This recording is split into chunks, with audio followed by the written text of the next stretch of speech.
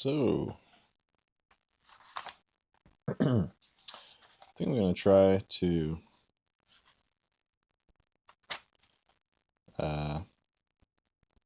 create a new streaming habit for myself.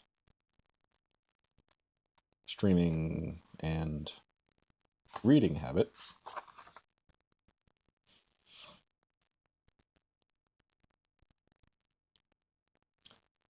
First thing when I get up in the morning, go live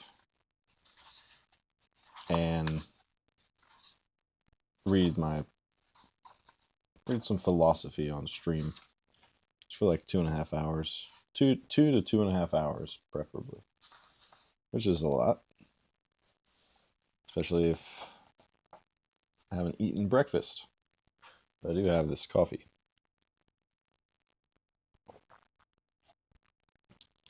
Maybe I'll take a short intermission if I need to. But that way,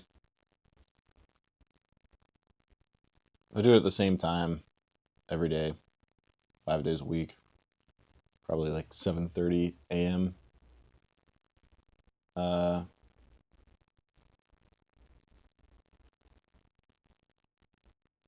Ish my time. Read for 2 to 2.5 hours. Study philosophy. And kind of stick to philosophy too. I like reading Hemingway and Hunter S. Thompson and stuff. But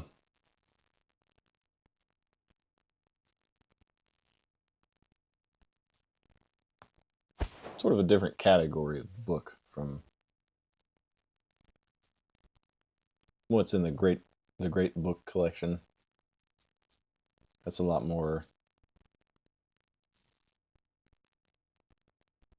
writery. I don't know.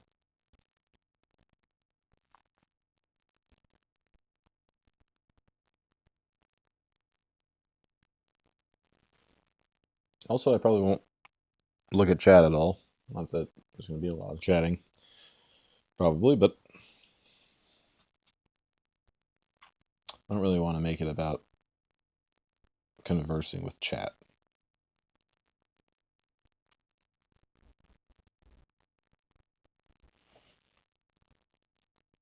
I just want it to be me reading, studying, and anybody who wants to sort of participate in or kind of like listen along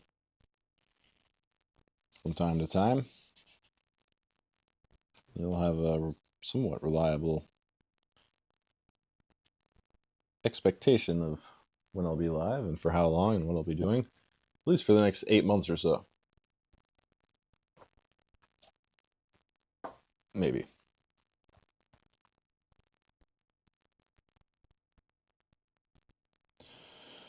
So I think what I will focus on is, like I was saying before, I don't know if it's how worth it's going to be, but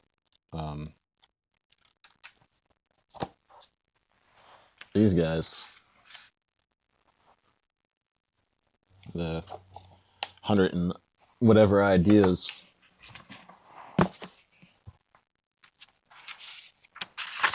and just the introductions to them that they wrote in the Syntopicon. Seems like a good entry to the whole thing. Also, might look up words while I'm doing this. I have my laptop right here. Not necessarily words, but probably names. Look up a lot of names and see how they're pronounced. So there's 102 chapters, each with an introduction, going from Angel, I think, the first one, to a world. And of course, those are all the ideas that are touched upon in these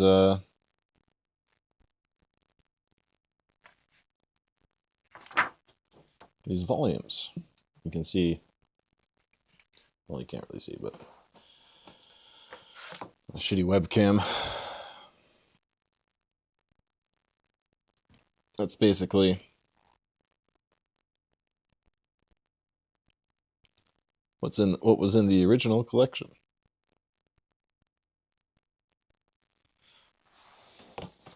Some science, some, like you have Newton, you have Pascal. I don't know, Newton was a physicist.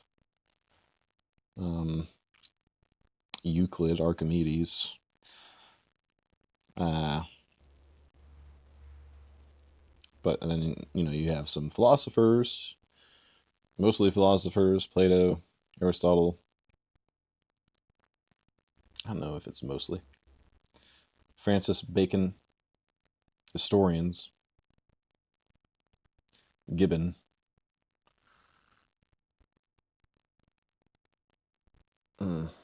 Gibbon? Yeah, he was the guy that did Decline and Fall of the Roman Empire.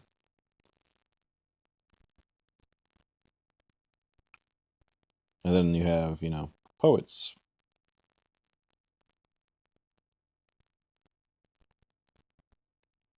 And there's Freud, who's a Darwin. Poets, I guess, would be Homer. And then more traditional novelists like Melville, Tolstoy. What we think of as traditional. Swift.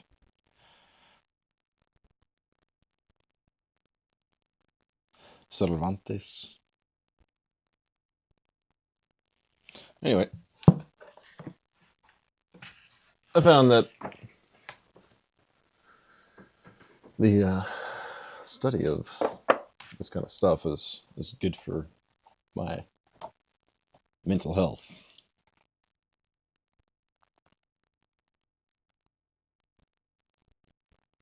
Helps me deal with everything.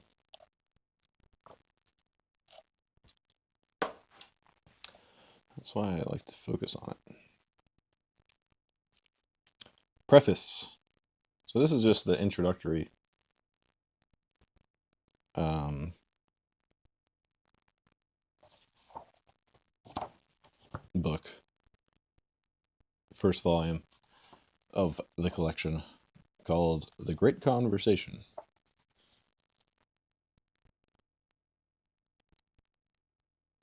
And the first, many pages are just, I think people that worked on it, on the collection, editors and stuff. Members of the advisory board, editorial consultants. Great Books of the Western World, the Private Library Edition. This private library edition of Great Books of the Western World was originally made possible in 1952 by the generous support of the subscribers to the Founders Edition. The publishers and editors are grateful to those who, by their subscription at a cost of $500 a set to the limited Founders Edition of 500 sets. I wonder if this is Founders Edition. Collector's Edition.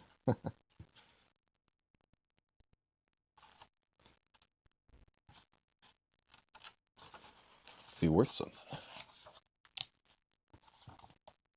Probably not.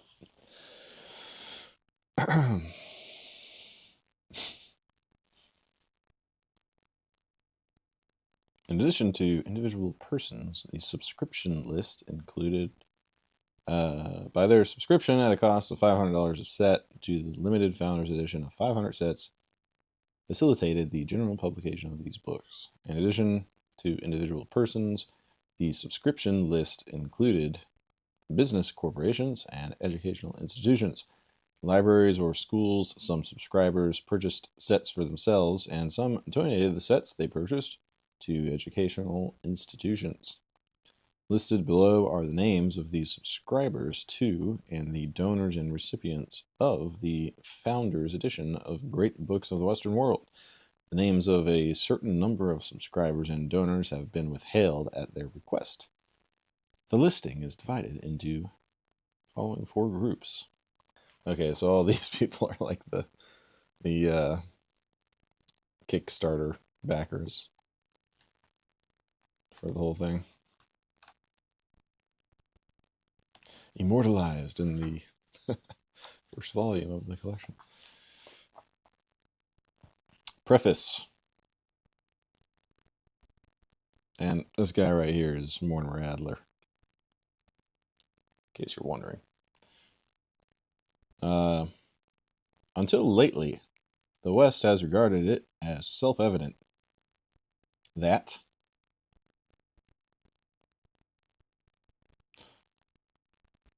the road to education lay through great books.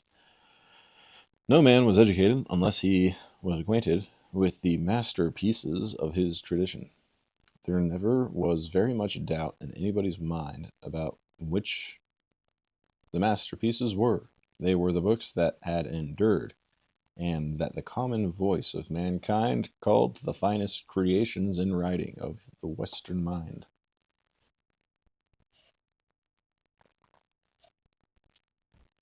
In the course of history, from epoch to epoch, new books have been written that have won their place in the list. Books once thought entitled to belong to it have been superseded, and this process of change will continue as long as man can think and write. It is the task of every generation to reassess the tradition in which it lives, to discard what it cannot use, and to bring into context with the distant and intermediate past the most recent contributions of the great conversation. This set of books is the result of an attempt to reappraise and re-embody the tradition of the West for our generation. The editors do not believe that any of the social and political changes that have taken place in the last 50 years, or in any that now seem imminent, have invalidated or can invalidate the tradition or make it irrelevant for modern men. On the contrary, they are convinced that the West needs to recapture and reemphasize and bring to bear upon its present problems the wisdom that lies in the works of its greatest thinkers and in the discussion that they have carried on. This set of books is offered in no antiquarian sense. We have not seen our task as that of taking tourists on a visit to ancient ruins or to the quaint productions of primitive peoples.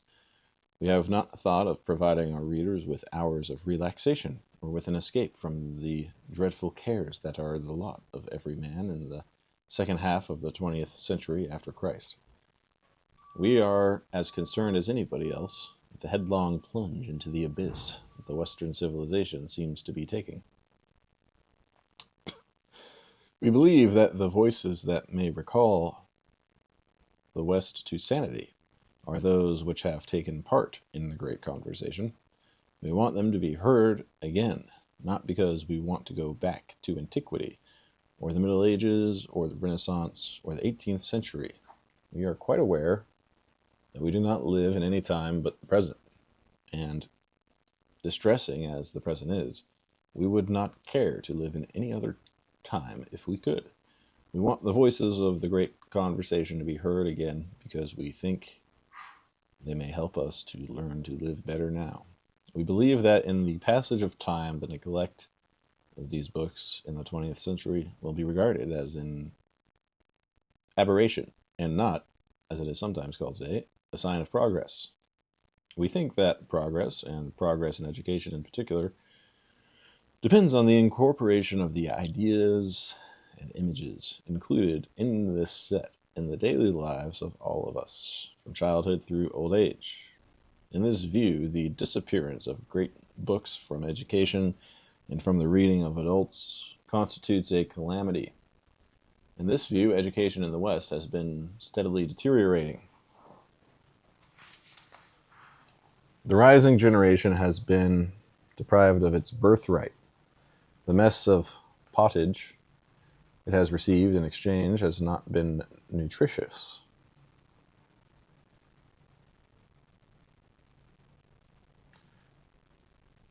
Adults have come to lead lives comparatively rich in material comforts and very poor in moral, intellectual, and spiritual tone. We do not think that these books will solve all our problems. That reminds me, I'm going to put un momento. Just going to add something here to the overlay.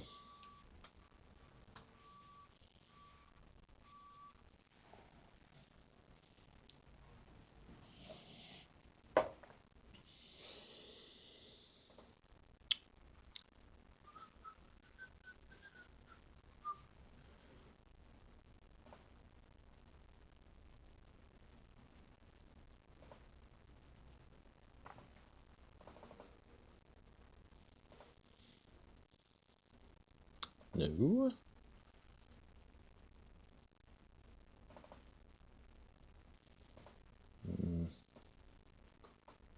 Copy.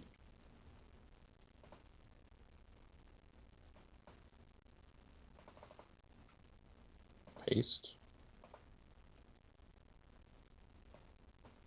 Oh, yeah, I need to increase the size of this. Oh, select that. Select that, damn you.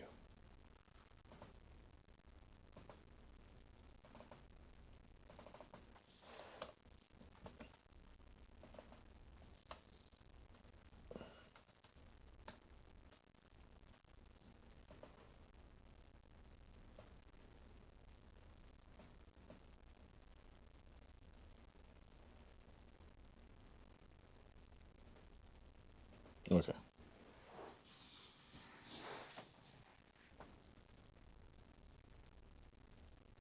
Perfect.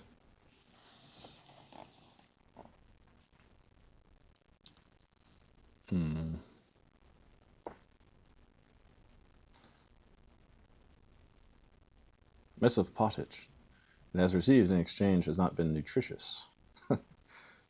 Adults have come to lead lives comparatively rich in material comforts and very poor in moral, intellectual, and spiritual tone.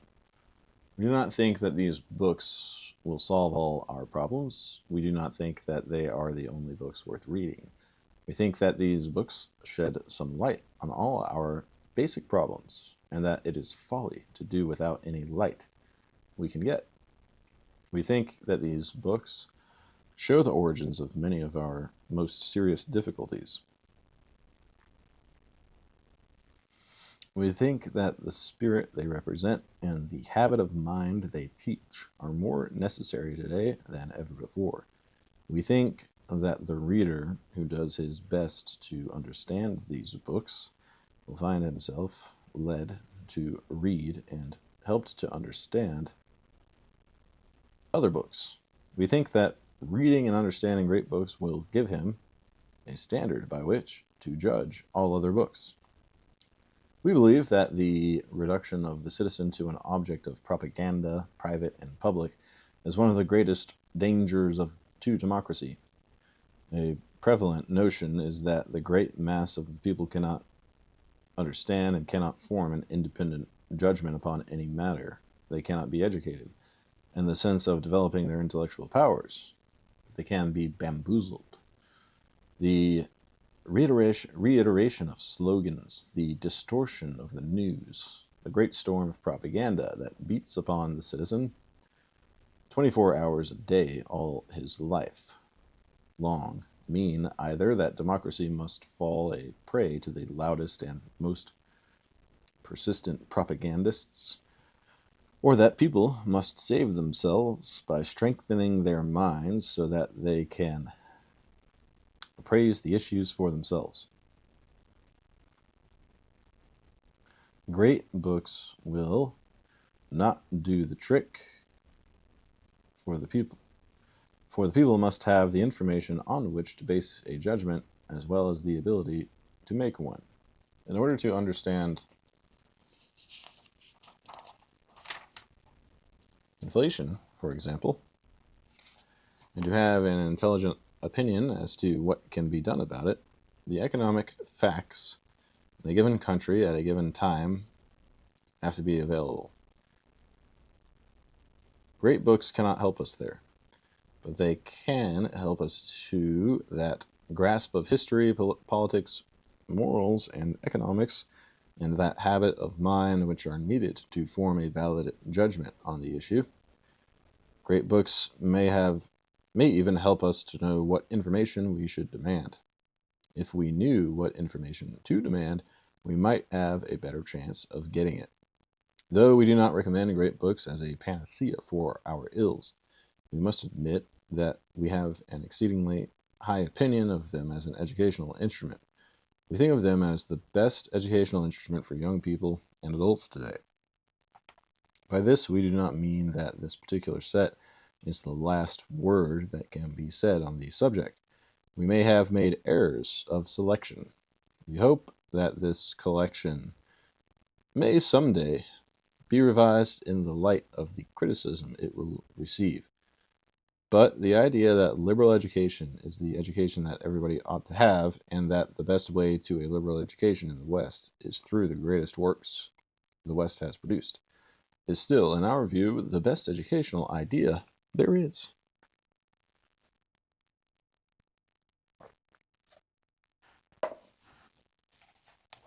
Elements of novelty in the present day presentation of this idea are accounted for by the changes of the past 50 years. For reasons that will be later described, great books have disappeared, or almost disappeared, from American education. Since we take American education as the prototype of education in any highly developed industrial democracy, we predict their disappearance everywhere in the West. As I have said, we regard this disappearance as an aberration and not as an indication of progress. We do not look upon this disappearance as a benefit to be thankful for, but as an error that should be corrected. The element of novelty that results from the disappearance of the books we take to be novelty only in the most superficial sense. We see this set as continuing a tradition that has been only momentarily interrupted. The second element of novelty in the presentation of these books at this time is found in the proposition that democracy requires liberal education for all. We believe that this proposition is true. We concede that it has not been scientifically proved. We call upon our fellow citizens to test it. We think they will agree that if this is the ideal, we should struggle to reach it and not content ourselves with inferior substitutes until we are satisfied that the goal cannot be attained. The third element of novelty in the effort to restore these books to education is found in the conception of adult education that we wish to advance. Until very recently, the education of adults the world over was regarded as compensatory. Opportunity for adult study was offered those whose economic, social, or political position had deprived them in ways often regarded as unjust of the amount of formal education usual among the superior classes. I am referring here, of course, only to general, non-vocational education. Many other kinds of educational activities for adults have traveled under other banners. Labor unions have wanted to train their members in industrial bargaining. Individuals have wanted to prepare themselves for better jobs. When a man had made up for the deficiencies of his formal schooling, his obligation, and usually his desire to educate himself, naturally disappeared. He had reached the goal he had set for himself. I think it fair to say that in most countries of the world today, the notion that a man who had In childhood and youth, the best institutional education the country had to offer should go on educating himself all his life would be regarded as fantastic.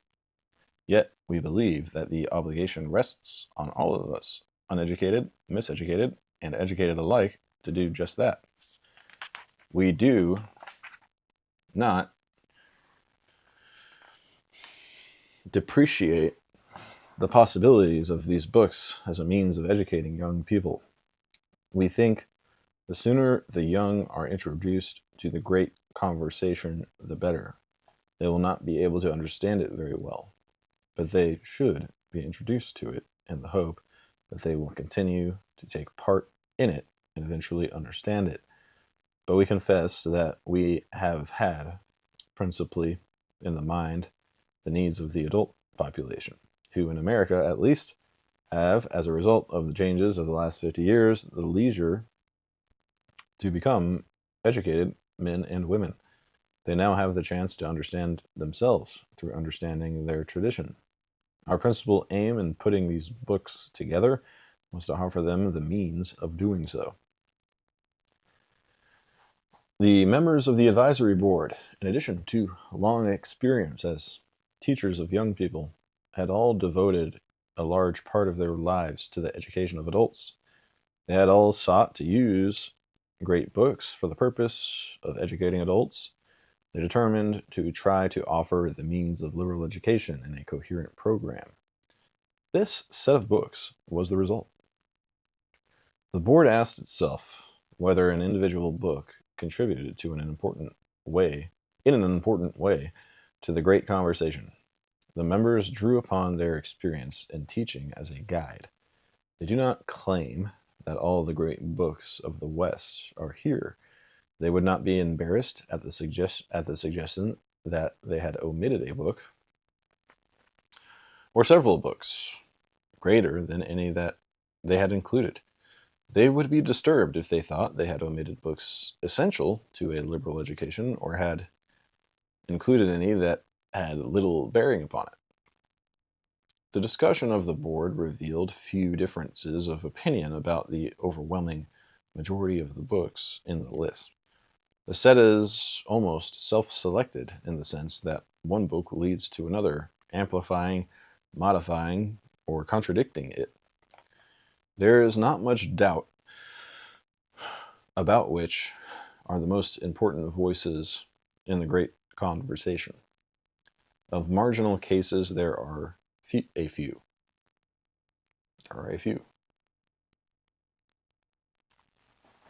Uh-oh, what's going on there?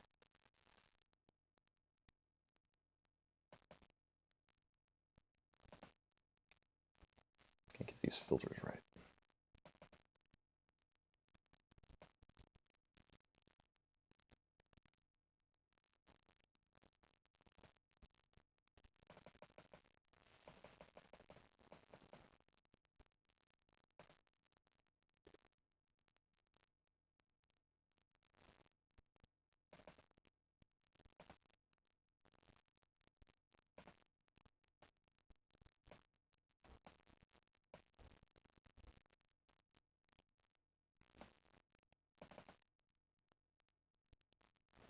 The green screen is a constant pain.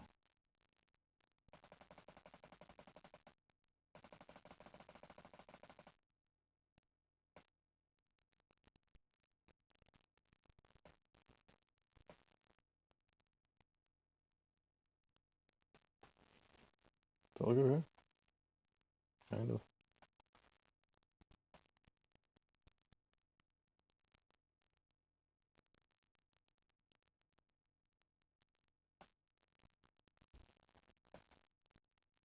Good enough for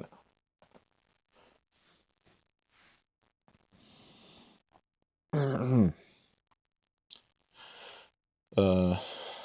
Of marginal cases, there are a few. Many readers will be disappointed to find one at least of their favorite works missing.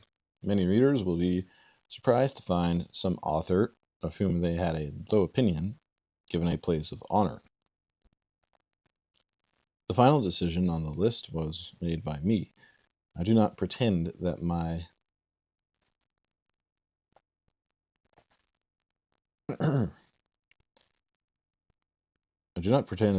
prejudices played no part. I would like to claim that I sought, obtained, and usually accepted excellent advice. Readers who are startled to find the Bible omitted from the set will be reassured to learn that this was done only because Bibles are already widely distributed, and it was felt unnecessary to bring another, by way of this set, into homes that had several already. References to the Bible are, however, included in both the King James and the Douay versions under the appropriate topics in the Syntopicon. The editors felt that the chronological order was the most appropriate organizing principle for the volumes of this set, since they conceived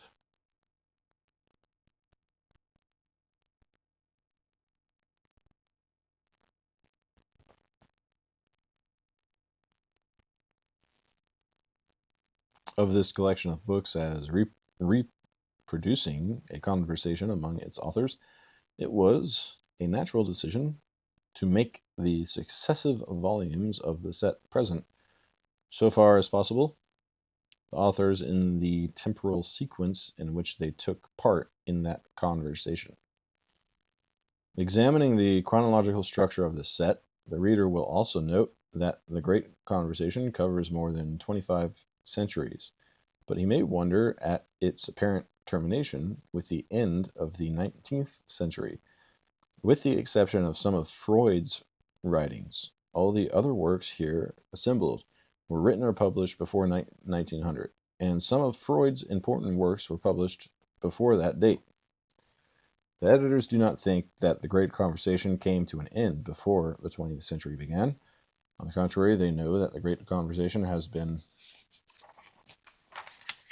going on during the first half of this century, and they hope it will continue to go on during the rest of the century and the centuries to follow.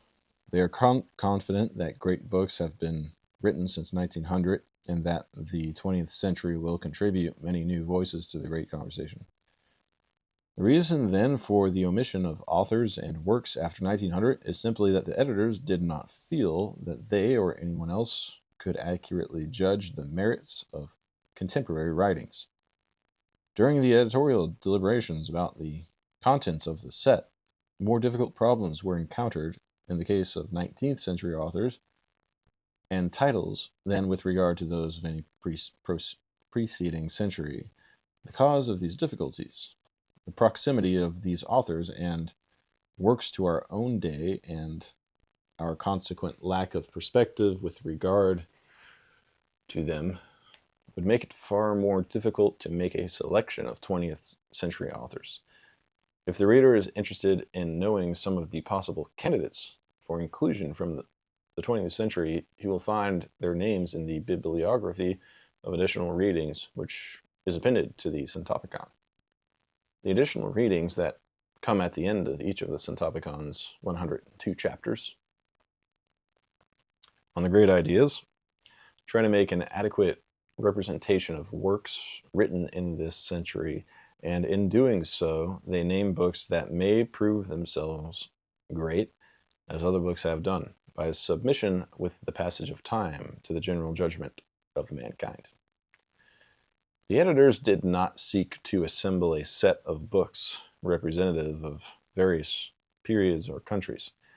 Antiquity and the Middle Ages, the Renaissance and modern times are included in proportion as the great writers of these epochs contributed to the deepening, extension, or enrichment of the tradition of the West.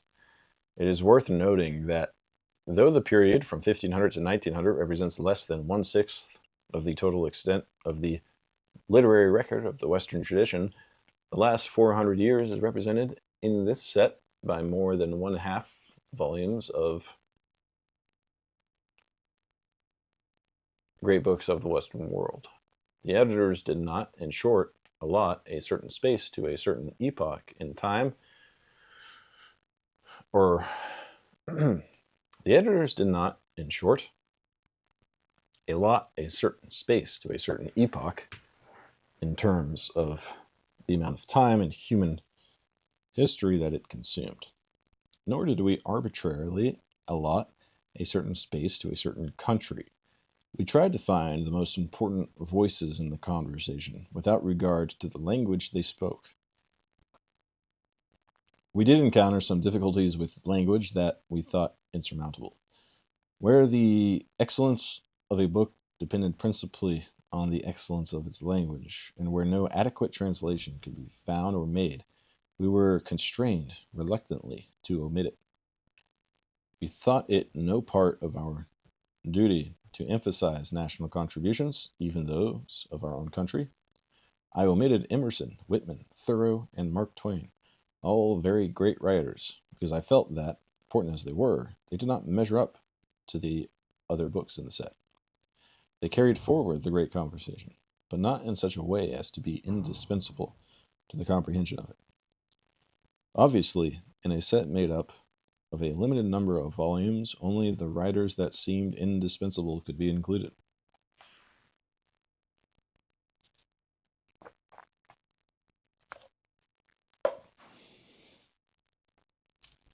Some writers have made an important contribution to the great conversation, but in a way that makes it impossible to include it in this set, like this. These are writers of whom Leibniz, Voltaire, and Balzac are notable examples.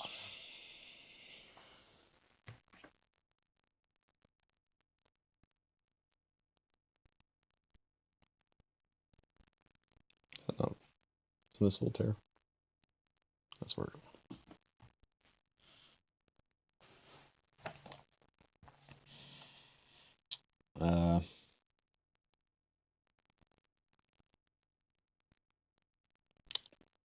And Balzac. Where was I?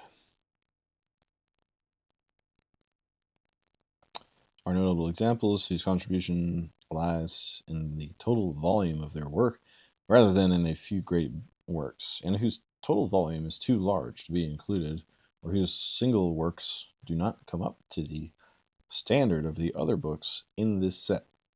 What we wanted first of all, of course, was to make these books available. In many cases, all or some of an author's works included in the set were unavailable.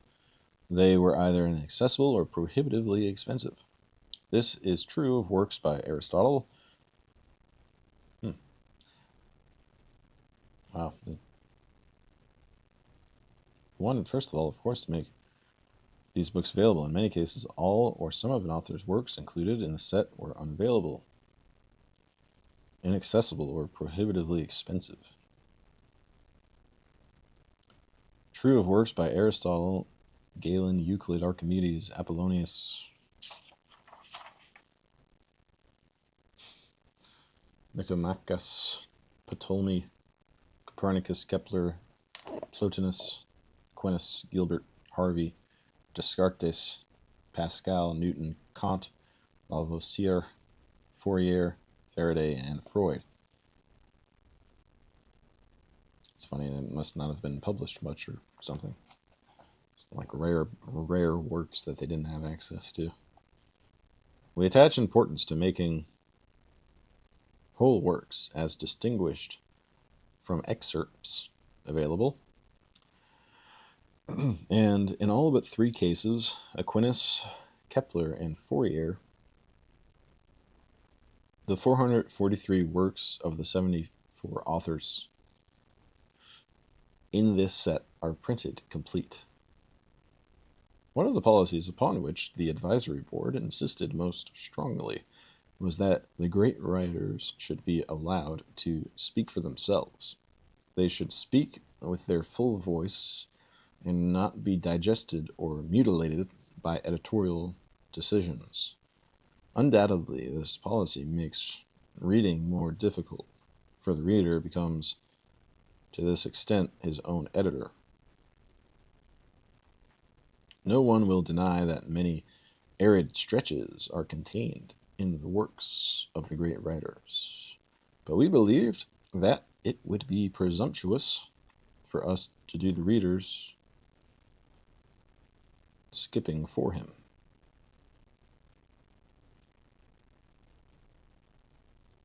When Hermann Hesse referred to the present as the age of the digest, he did not intend to say anything complimentary.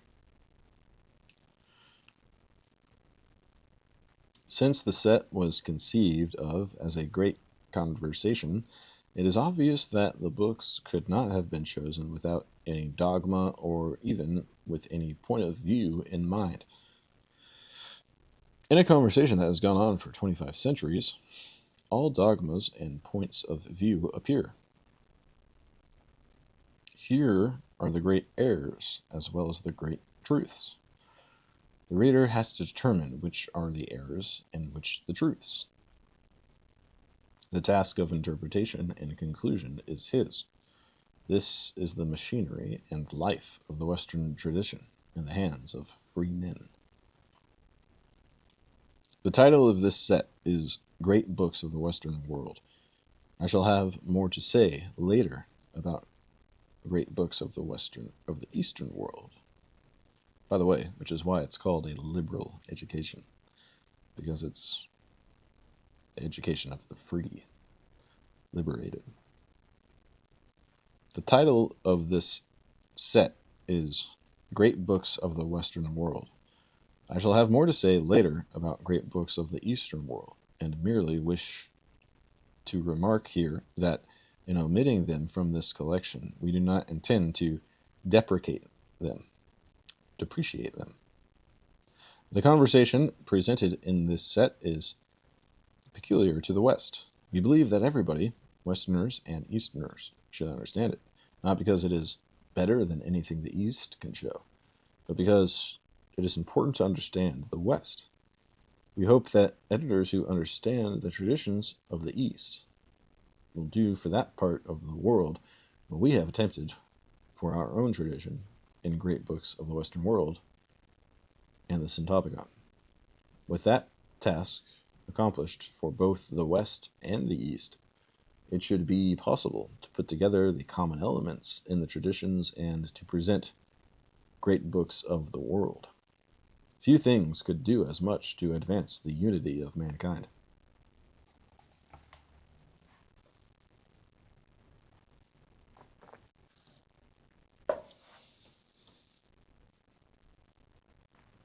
Some readers may feel that we have been too hard on them in insisting that the great works of science are a part of the conversation, and that a man who has not read them has not acquired a liberal education.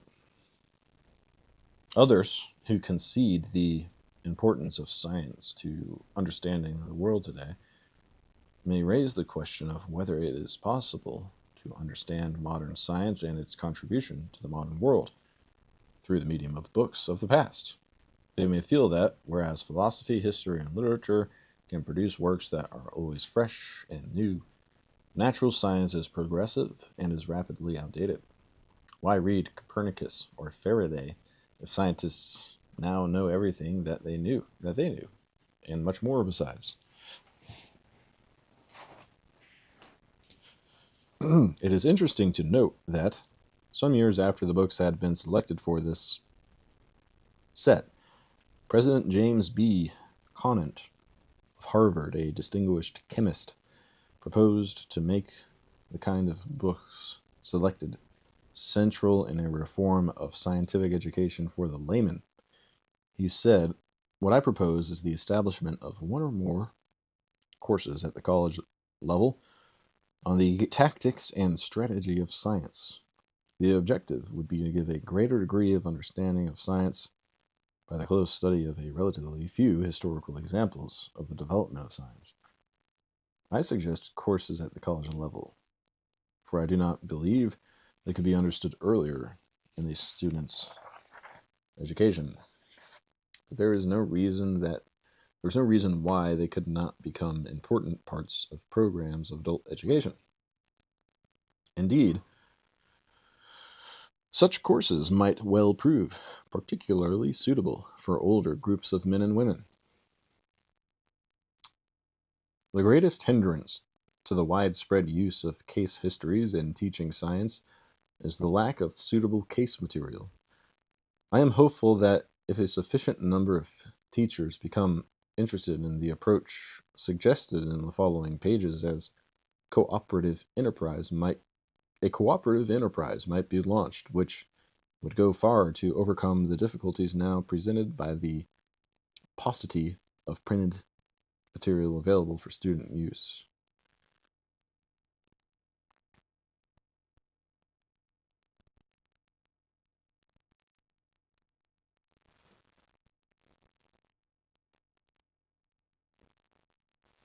Together, they might plan for the translation, editing, and publishing in suitable form of extracts from the history of science, which would be of importance to the college teacher. It is no small undertaking, but one of the first importance.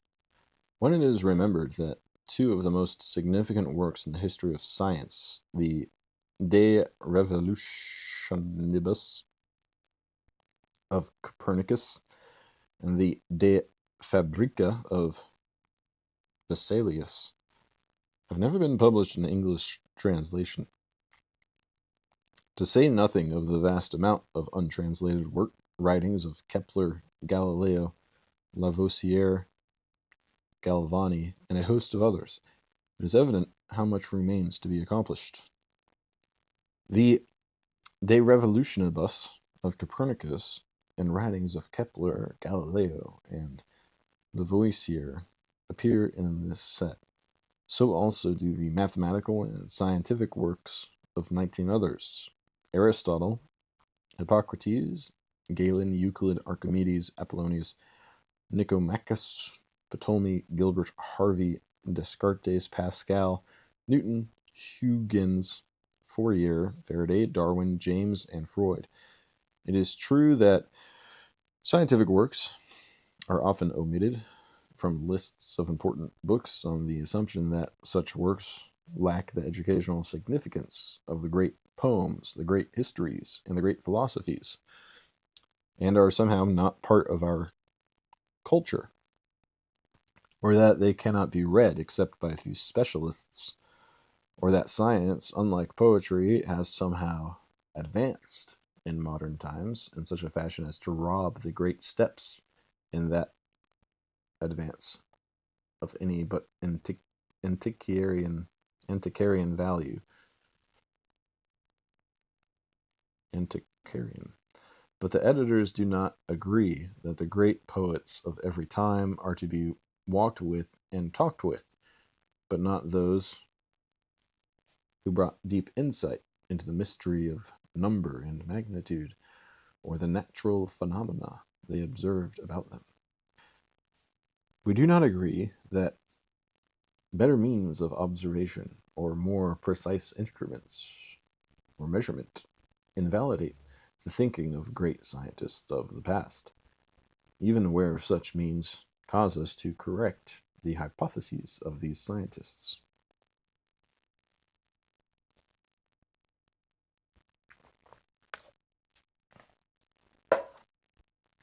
We believe that it is a gratuitous assumption that anybody can read poetry, but very few can read mathematics.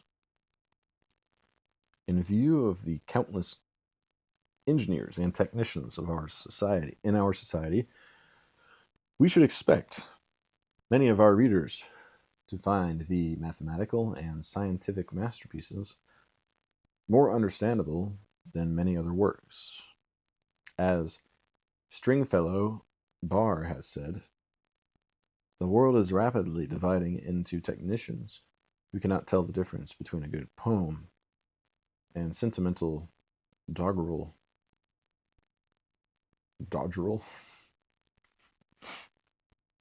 and cultured people who know nothing about electricity except that you push a button when you want it. In a society that is highly technological, the sooner the citizens understand the basic ideas of mathematics and natural science, the better. Poor books in science deal with specialties that serve the technician and pride themselves on juggling jargon. But the best books get their power from the refinement and precise use of the common language. As far as the medium of communication is concerned, they are products of the most elegant literary style, saying precisely what is meant. Like literary books, they have beginnings, middles, and ends that move from familiar situations through complications to unravelings and recognitions. They sometimes end in the revelation of familiar mysteries.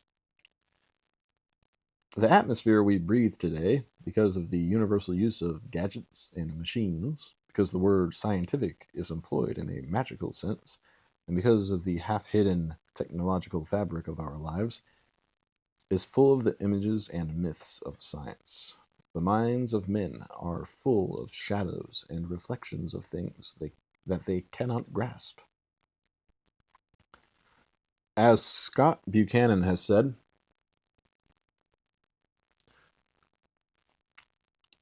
popular science has made every man his own quack.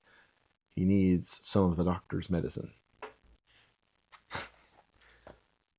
Much of this is the result of the mystery that modern man has made of mathematics. It is supposed that the scientist or engineer can understand great scientific works because he understands mathematics, which nobody but a scientist or engineer can understand. This is the reason why a fairly continuous series of great books in mathematics is contained in this set. The editors believe that mathematical truth will set us free from the superstitious awe that surrounds the scientific enterprise today. The reader will be able to decide for himself whether the mathematical and scientific works should have been excluded from this set on the score of their difficulty for the ordinary reader by comparing the difficulty for such a reader of Dante's Divine Comedy, and that the most difficult of all scientific works, Newton's Principia, period. There is a cult of scholarship surrounding Dante's masterpiece that is almost as formidable as the cult of mathematics. Most of this work is in philology, metaphysics, and history. The ordinary reader who has heard of this apparatus but never used it is surprised to find that he understands Dante without it. Both the cult of learning around Dante and the cult of ignorance around Newton are phenomena of the vicious specialization of scholarship. Much of the background of Dante is in Euclid and in Ptolemy's astronomy. The structure of both the poem and the world it describes is mathematical. Almost all of Newton, by his express intention, is Euclidean in its arithmetic as well as in its geometry. Dante no more delivers his whole message without benefit of some mathematics than does Newton. Both are enhanced by the presence of the scientific voice in the conversation of which they are parts.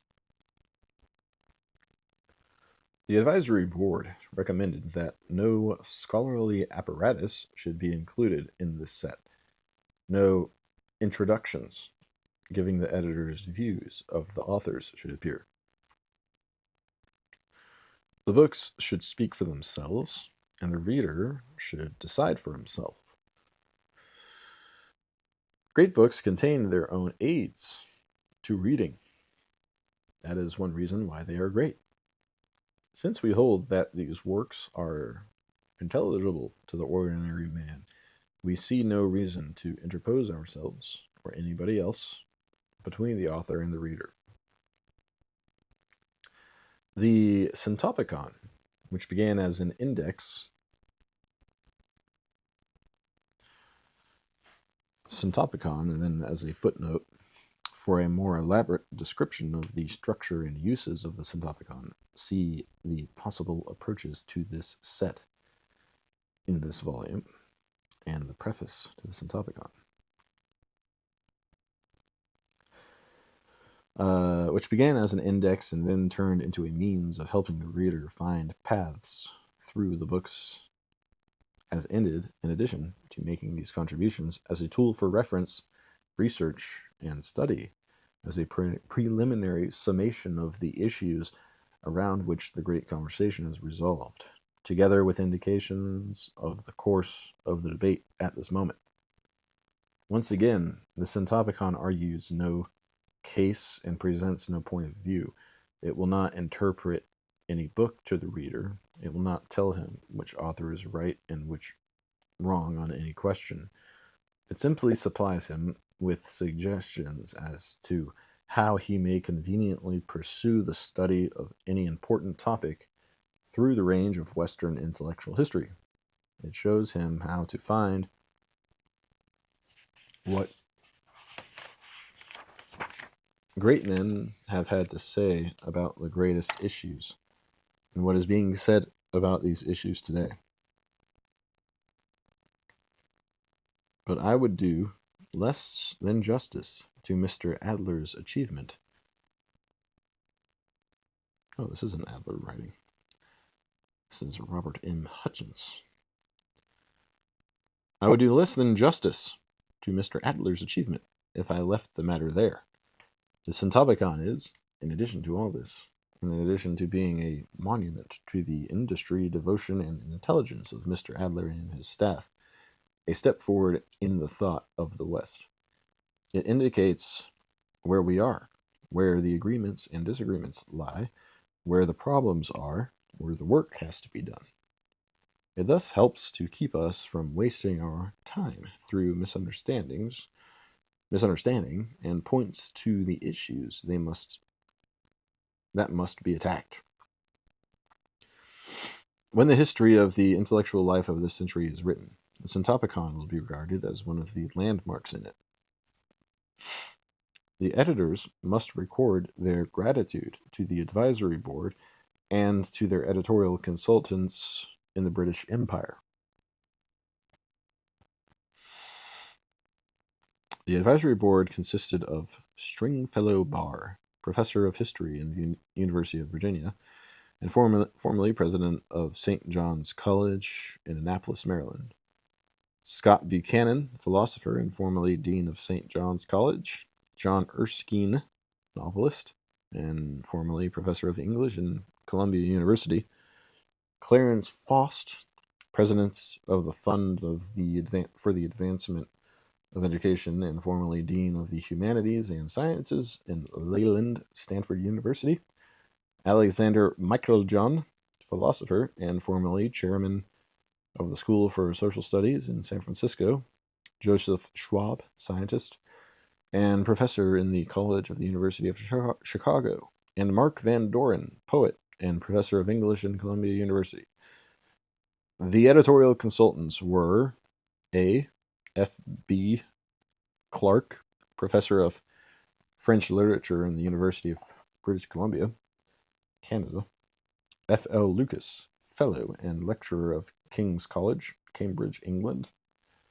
And Walter Murdoch, professor of English literature in the University of Western Australia.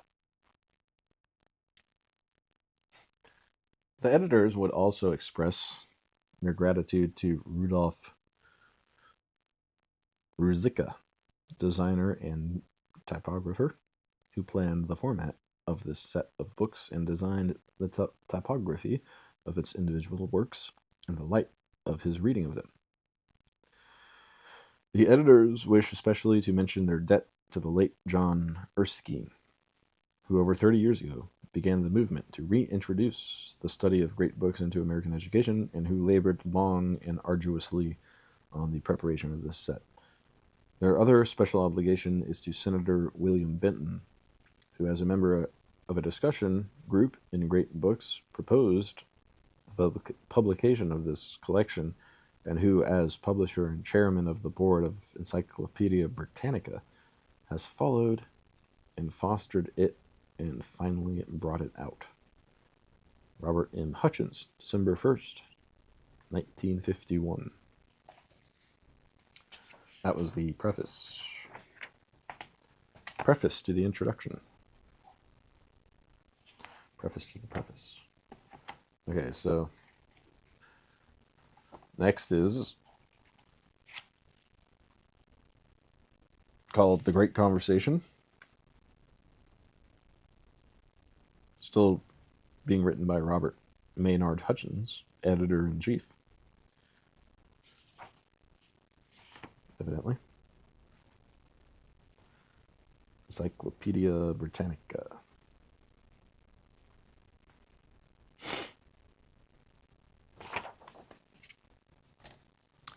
Maybe I should just buy this set.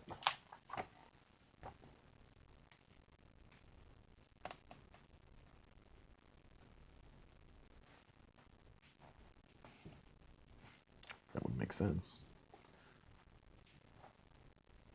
I don't have anywhere to put it. It's not really. Get another bookshelf from IKEA.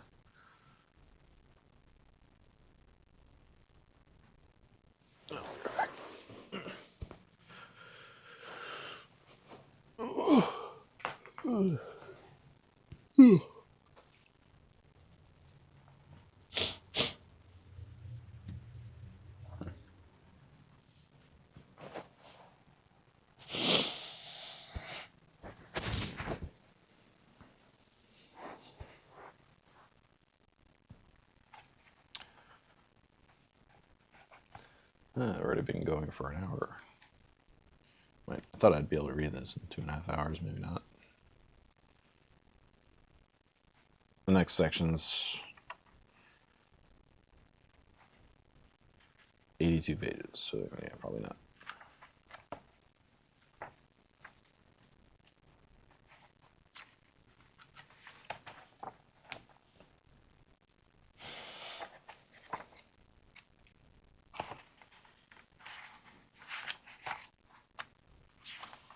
I mean, it took me like 1.5 years to get through Emerson's stuff, but I wasn't reading every day for 2.5 hours. I wasn't really able to. And I kind of estimated that the content of all the introductions to the great ideas in these two books would be about the same length as that whole book of Emerson's writings. Probably be lucky if I got through it in the next 6 months. Probably not. I guess I could do some easy calculations after I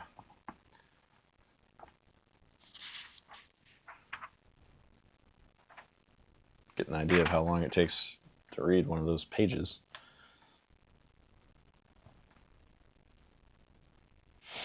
Okay, Chapter 1. The Tradition of the West.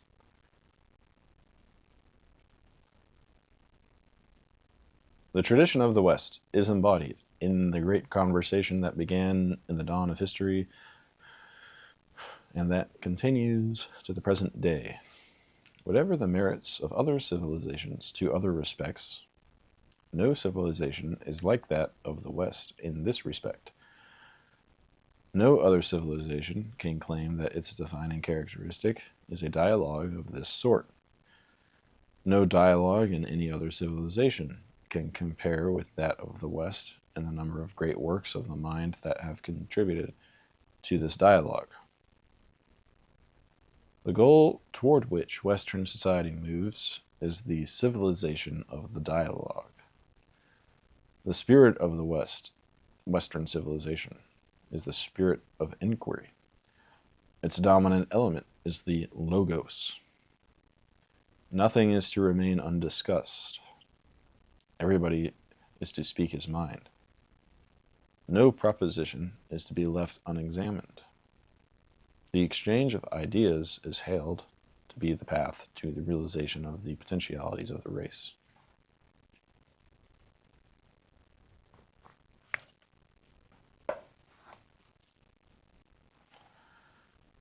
At a time when the West is most often represented by its friends as the source of that technology for which the world yearns, and by its enemies as the fountainhead of selfishness and greed, it is worth remarking that though both elements can be found in the great conversation, the Western ideal is not one or the other strand in the conversation, but the conversation itself. It would be an exaggeration to say that Western civilization means these books.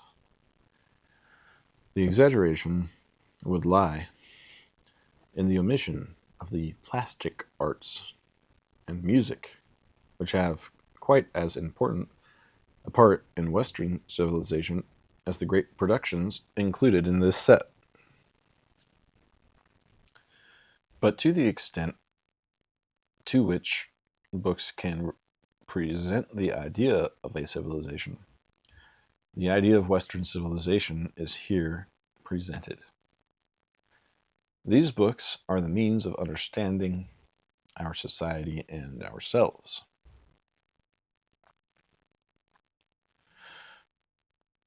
They contain the great ideas that dominate us without our knowing it. There is no comparable repository of our tradition. To put an end to the spirit of inquiry that has characterized the West, it is not necessary to burn the books. All we have to do is to leave them unread for a few generations. On the other hand, the revival of interest in these books from time to time throughout history has provided the West with new drive and creativeness. Great books have salvaged, preserved, and transmitted the tradition on many occasions similar to our own. The books contain not merely the tradition, but also the great exponents of the tradition. Their writings are models of the fine and liberal arts. They hold before us what Whitehead called the habitual vision of greatness. These books have endured because men in every era have been lifted beyond themselves by the inspiration of their example. Sir Richard Livingstone said, "We are tied down all our days, and for the greater part of our days, to the commonplace. That is where contact with great thinkers, great literature helps. In their company, we are still in the ordinary world. But it is the ordinary world transfigured and seen through the eyes of wisdom and genius, and some of their vision becomes our own." Until very recently, these books have been central in education in the West. They are the principal instrument of liberal education, the education that men acquired as an end in itself, for no other purpose than that it would help them to be men, to lead human lives, and better lives than they would otherwise to be able to lead.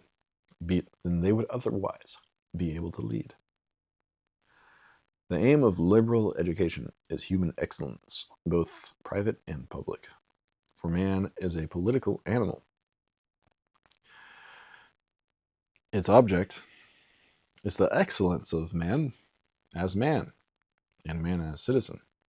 It regards man as an end, not as a means, and it regards the ends of life and not the means to it. For this reason, it is the education of free men. Other types of education or training treat men as means to some other end, or are at best concerned with the means of life, with earning a living, and not with its ends. The substance of liberal education appears to consist in the recognition of basic problems, in knowledge of distinctions and interrelations in subject matter, and in the comprehension of ideas. Liberal education seeks to clarify the basic problems and to understand the way in which one problem bears upon another. It strives for a grasp of the methods by which solutions can be reached and the formulation of standards for testing solutions proposed.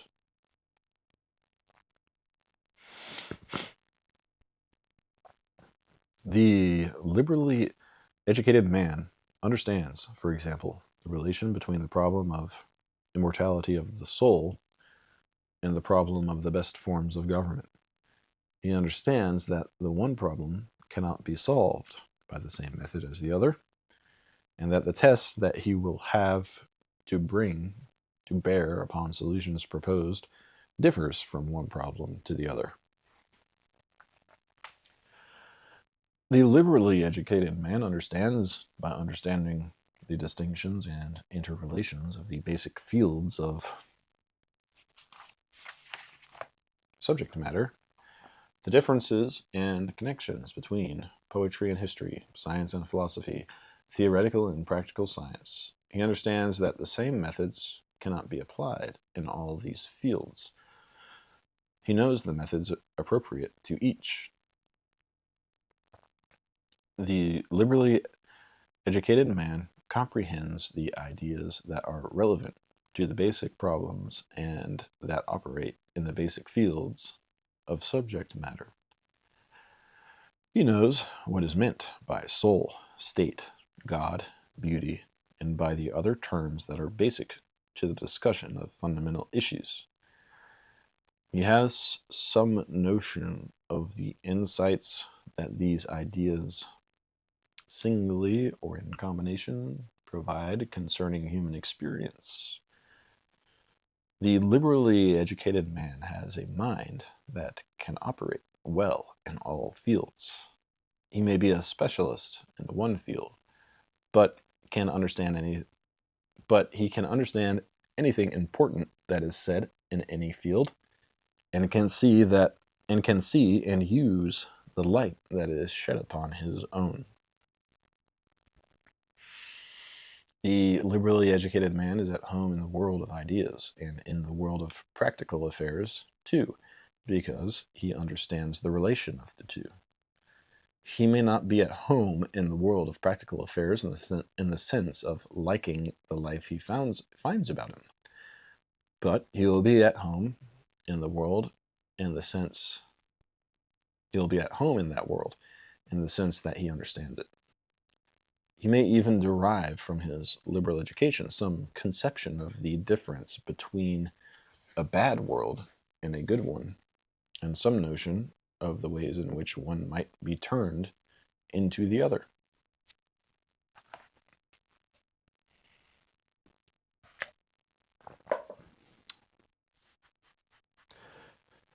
Can make a heaven of hell or a hell of heaven. The method of liberal education is the liberal arts, and the result of liberal education is discipline in those arts. The liberal artist learns to read, write, speak, listen, understand, and think. He learns to reckon, measure, and manipulate matter, quantity, and motion in order to predict, produce, and exchange. As we live in the tradition, whether we know it or not, so we are all liberal artists, whether we know it or not. We all practice the liberal arts, well or badly, all the time, every day.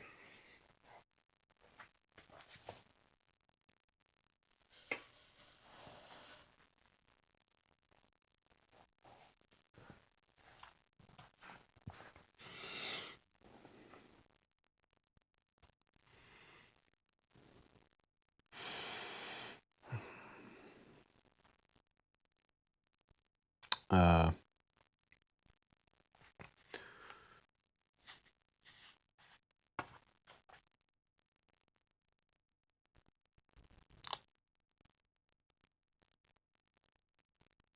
hmm.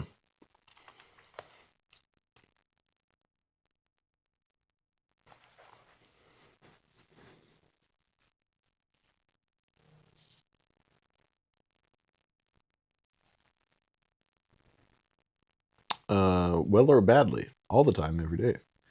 As we should understand the tradition as well as we can in order to understand ourselves, so we should be as good liberal artists as we can in order to become as fully human as we can. The liberal arts are not merely indispensable, they are unavoidable. Nobody can decide for himself whether he is going to be a human being. The only question open to him is whether he will be an ignorant, undeveloped one, or one who has sought to reach the highest point he is capable of attaining. The question, in short, is whether he will be a poor liberal artist or a good one. The tradition of the West in education is the tradition of the liberal arts. Until very recently, nobody took seriously the suggestion that there could be any other ideal. The educational ideas of John Locke, for example, which are directed to the preparation of the pupil to fit conveniently into the social and economic environment in which he found himself, made no impression on Locke's contemporaries, and so it will be found that other voices raised in criticism of liberal education fell upon deaf ears until about a half-century ago. This Western devotion to the liberal arts and liberal education must have been largely responsible for the emergence of democracy as an ideal. The democratic ideal is equal opportunity for full human development, and since the liberal arts are the basic means of such development, devotion to democracy naturally results from devotion to them. On the other hand, if acquisition of the liberal arts is an intrinsic part of human dignity, then the democratic ideal demands that we should strive to see to it that all have the opportunity to attain to the fullest measure of the liberal arts that is possible to each. The present crisis in the world has been precipitated by the vision of the range of practical and productive art offered by the West. All over the world, men are on the move, expressing their determination to share in the technology in which the West has excelled. This movement is one of the most spectacular in history, and everybody has agreed upon one thing about it: we do not know how to deal with it. It would be tragic if in our preoccupation with the crisis we failed to hold up as a thing of value for the world, even as that which might show us a way in which to deal with the crisis, our vision of the best that the West has to offer. That vision is the range of liberal arts and liberal education. Our determination about the distribution of the fullest measure of these arts and of this education will measure our loyalty to the best in our own past and our total service to the future of the world. The great books were written by the greatest liberal artists. They exhibit the range of the liberal arts. The authors were also the greatest teachers. They taught one another. They taught all previous generations up to a few years ago. The question is whether they can teach us. To this question we now turn.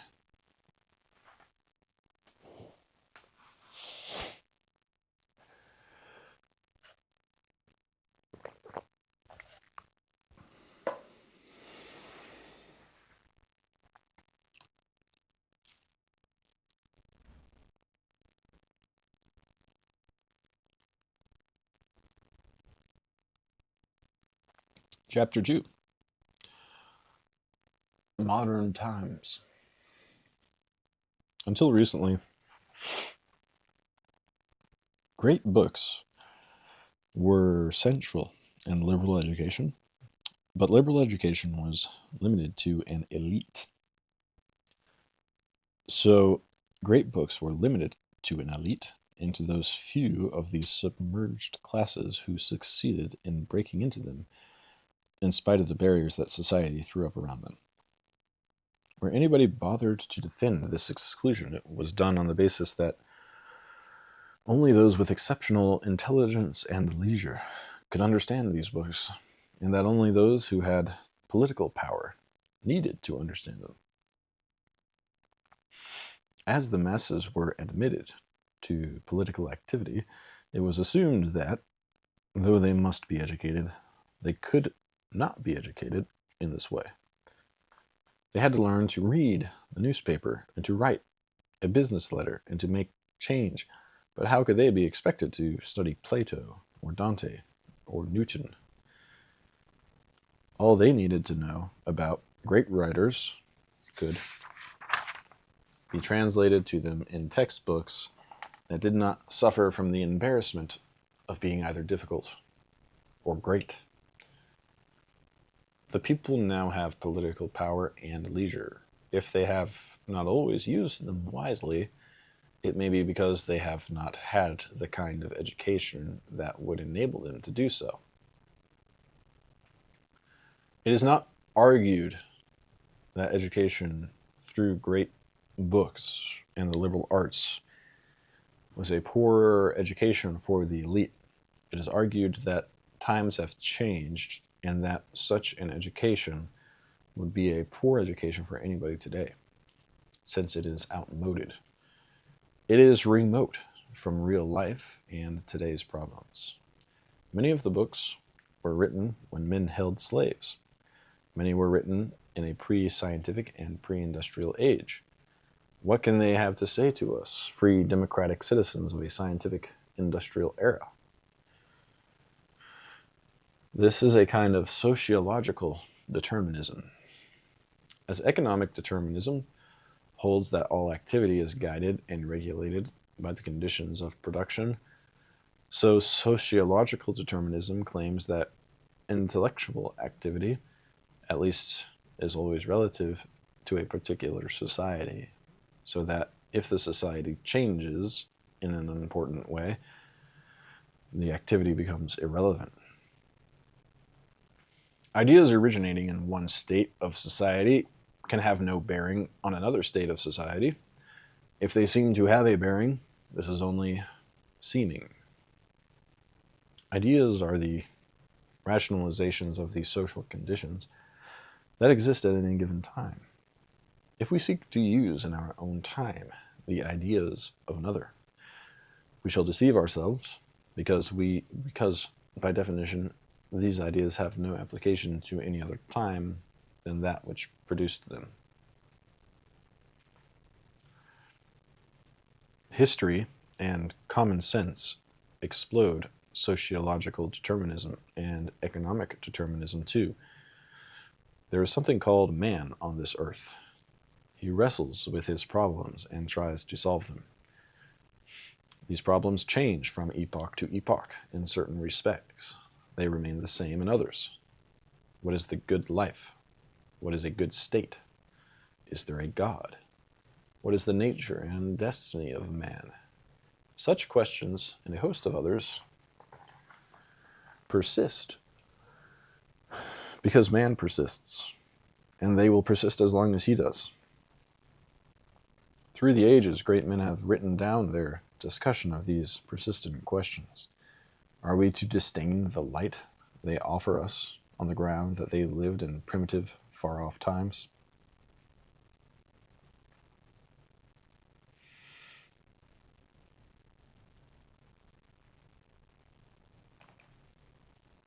As someone has remarked, the Greeks could not broadcast the Aeschylean tragedy, but they could write it.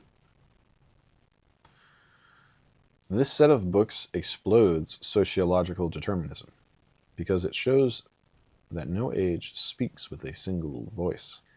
No society so determines intellectual activity that there can be no major intellectual disagreements in it. The conservative and the radical, the practical man and the theoretician The idealist and the realist will be found in every society, many of them conducting the same kind of arguments that are carried on today. Although man has progressed in many spectacular respects, I suppose it will not be denied that he is today worse off in many respects.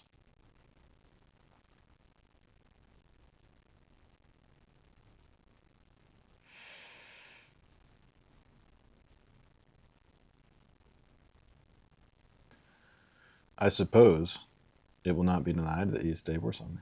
Some of them more important than the respects in which he has improved.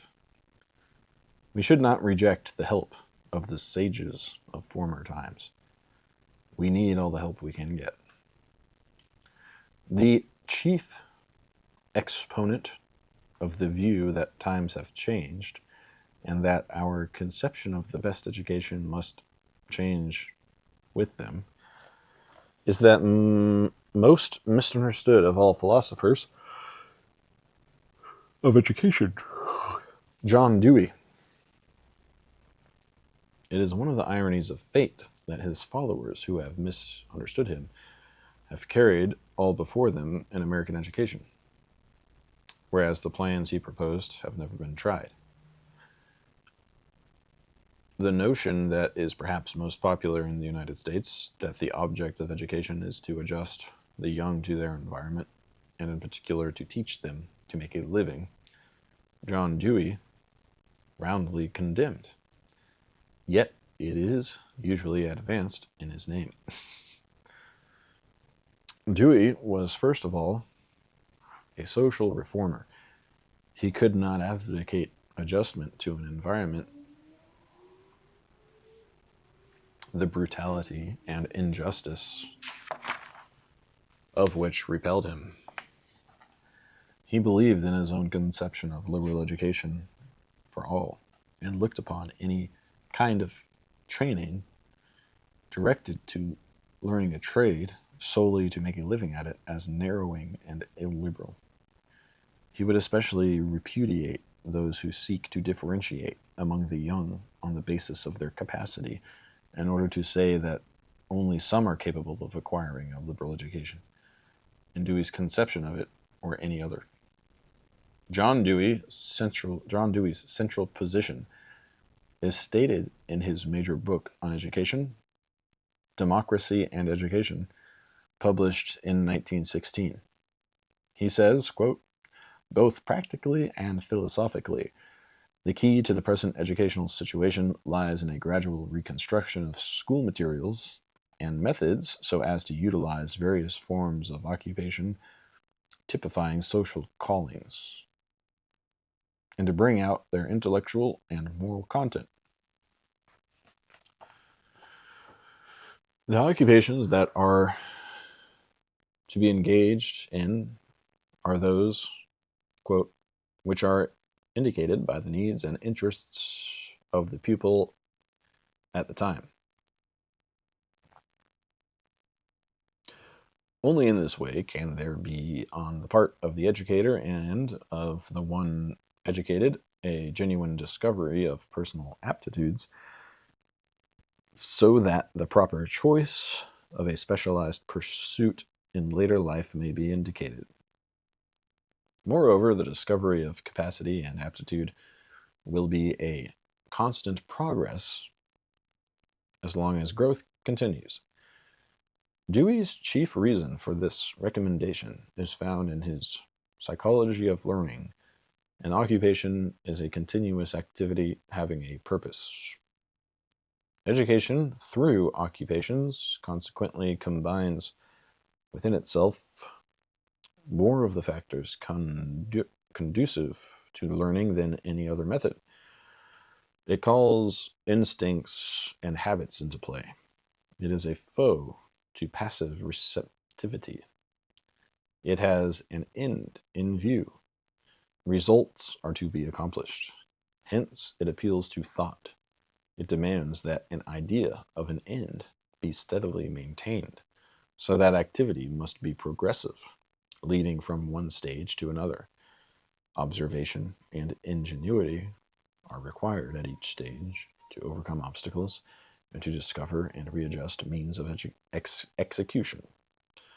In short, an occupation pursued under conditions where the realization of the activity, rather than merely the external product, is the aim, fulfills the requirements which were laid down earlier in connection with the discussion of aims, interest, and thinking.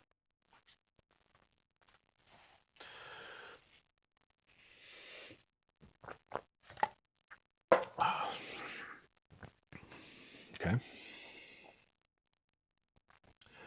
The doctrine is that occupations, means of earning a living,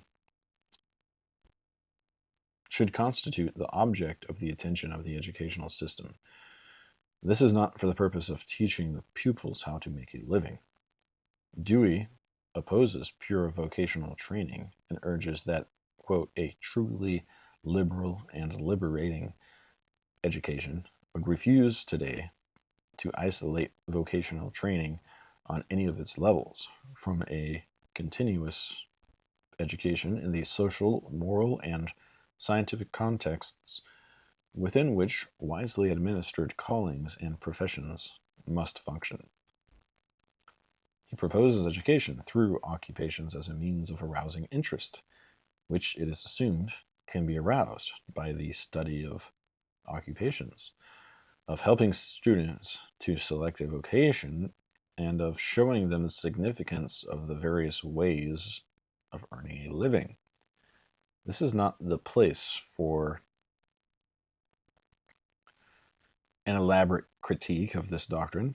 It is perhaps enough to say that the misinterpretations and misapplications of it were natural and inevitable. A program of social reform cannot be achieved through the educational system unless it is one that the society is prepared to accept. The educational system is the society's attempt to perpetuate itself and its own ideals. If a society wishes to improve, it will use the educational system for that purpose. Even in this case, it will not allow the educational system to determine for itself what improvement is, unless it is a society that believes that the free and independent exercise of individual judgment is the best way to achieve improvement. If the society does not wish to change, it cannot be reformed through the educational system. In practice, a program of social reform will turn out to be what Dewey's has turned out to be in the hands of his followers, a program of social adjustment.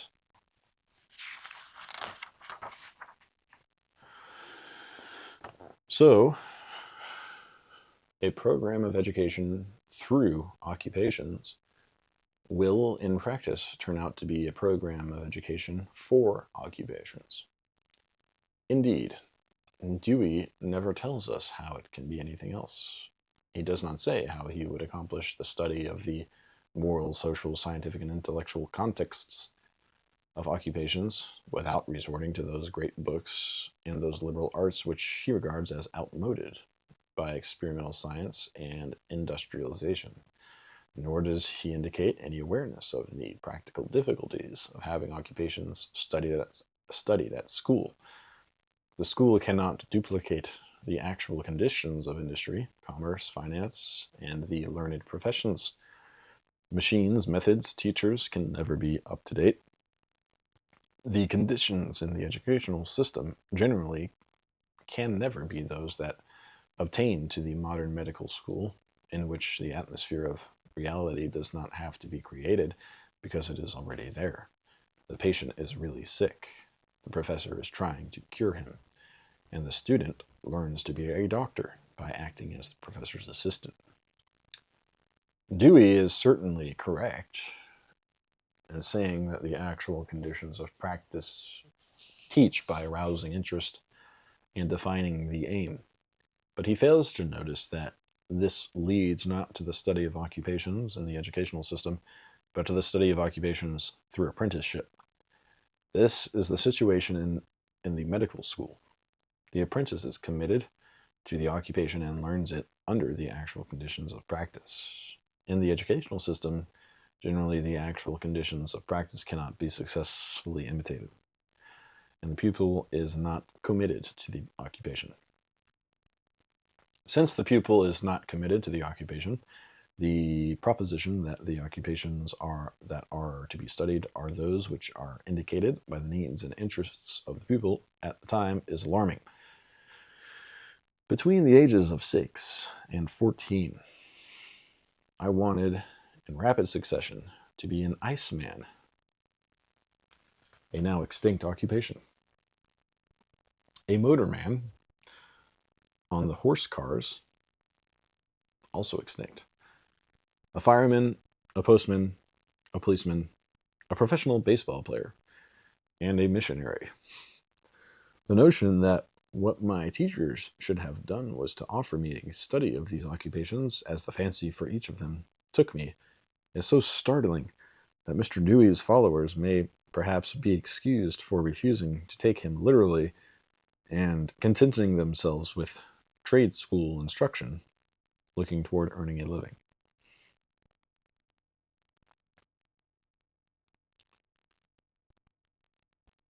Hey, green screen looks pretty good.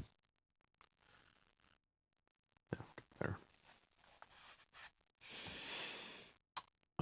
The educational results of studies of occupations, as the passing whims of children suggested them, would hardly be what Mr. Dewey hoped, even if such a curriculum could in fact be instituted, as it never has been. One educational proposition I take to be axiomatic, that matters that demand experience of those who seek to understand them cannot be understood by those who are without experience. A child can and should learn about the economic and political system by way of introduction to it, but he cannot understand it in the same way or to the same degree that he can understand arithmetic, music, and science, nor can he understand the moral and social contents of occupations in which he has never engaged under the actual conditions of practice. As the quotations I have given show, Mr. Dewey wants to concentrate on the study of occupations because he thinks that they will arouse real interest and lead to real learning. But the interest of the young in occupations is neither intense nor permanent, except in the case of an individual with a very special, overwhelming bent, until the time is almost at hand at which they have to make up their minds about the choice of their careers. Even then, they can learn little about them until they have engaged in them, as the apprentice does, under the conditions under which they are carried on in the world. They cannot understand them. Least of all can they understand their social and economic and political contexts until they have had some experience as wage earners and citizens. I say again that imitation experiences in the classroom are not a substitute for actual experiences in life. Yes, the student should be reading Homer's Iliad,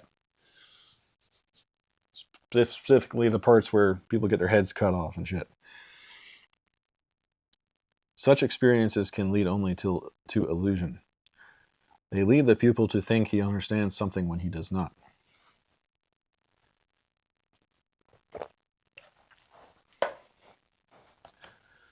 From the looks of things, all young Americans of a certain age now want to be cowboys.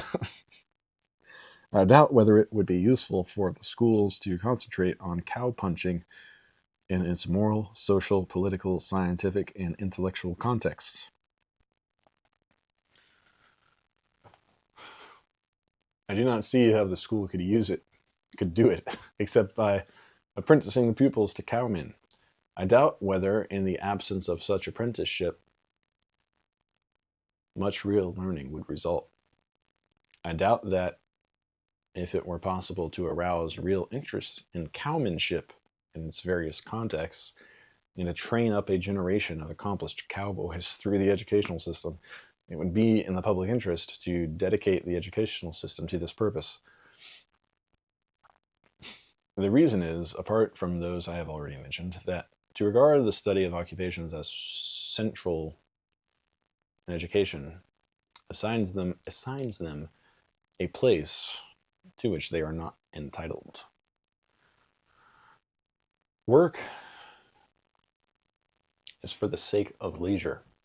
What will Mr. Dewey do about leisure? Will he ignore the end and concentrate on the means, so that when the means have given us the end, we do not know what to do with ourselves? What about the duties of citizenship, which are more complicated and more important than at any time in history? Will the study of occupations and all their contexts help us to achieve that intellectual independence which democratic citizenship requires? It is not a fact that we are now, is it not a fact that we are now so wrapped up in our own occupations and the special interests of our own occupational groups that we are almost at the preternatical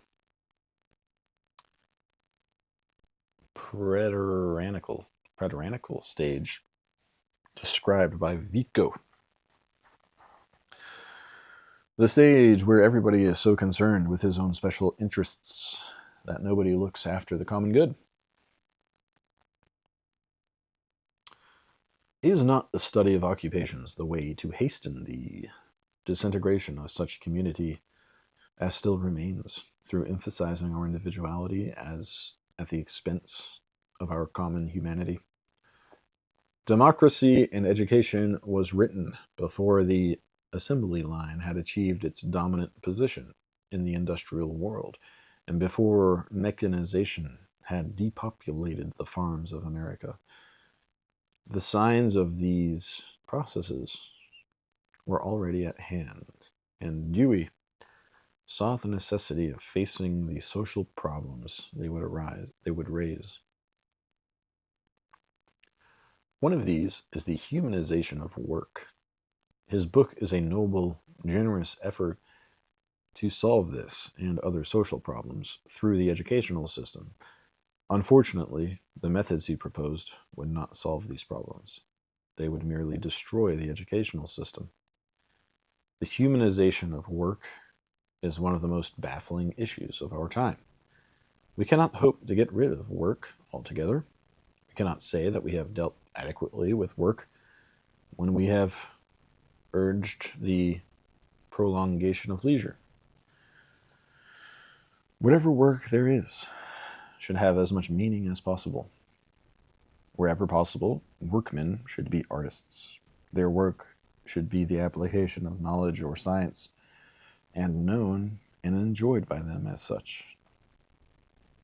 They should, if possible, know what they are doing, why what they are doing has the results it has, why they are doing it, and what constitutes the goodness of the things produced.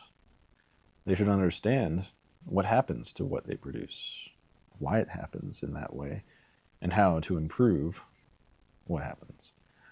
They should understand their relations to others cooperating in a given process, the relation of that process to other processes, the pattern of them all as constituting the economy of the nation, and the bearing of the economy on the social, moral, and political life of the nation and the world. Work would be humanized if understanding of all these kinds were in it and around it. To have these kinds of understanding, the man who works must have a good mind. The purpose of education is to develop a good mind. Everybody should have equal access to the kind of education most likely to develop such a mind, and should have it for as long as it takes to acquire enough intellectual excellence to fix once and for all the vision of the continuous need for more and more intellectual excellence. This is the educational path to the humanization of work. The man who acquires some intellectual excellence and intends to go on acquiring more will, to borrow a phrase from Dewey, reconstruct and reorganize his experience. We need have few fears that he will not be able to learn how to make a living. In addition to performing this indispensable task, he will inquire critically about the kind of life he leads while making a living. He will seek to understand the manner in which the life of all is affected by the way he and his fellow workers are making a living. He will develop all the meaning there is in his work and go on to see to it that it has more and better meaning. This set of books is offered not merely as an object upon which leisure may be expended, but also as a means to the humanization of work through understanding.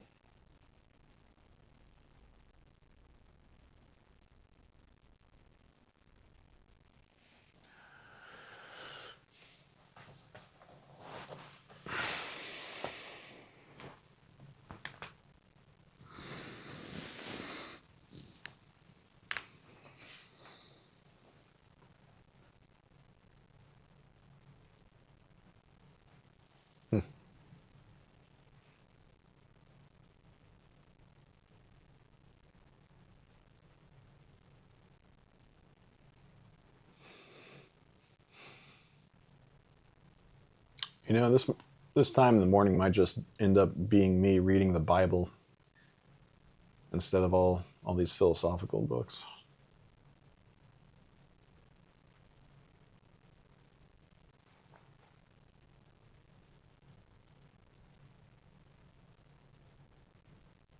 Just reading the New Testament over and over.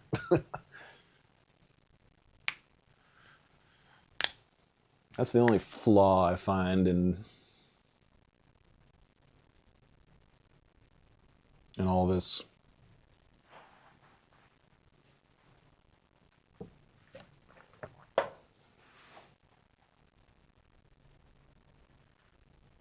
The flaw being, I'm talking about like being a citizen, working for a living, democracy, the needs of stuff, needs of people, common needs. Makes sense.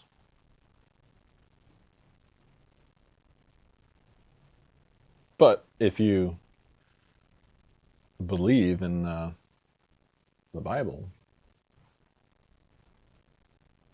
it sort of refutes the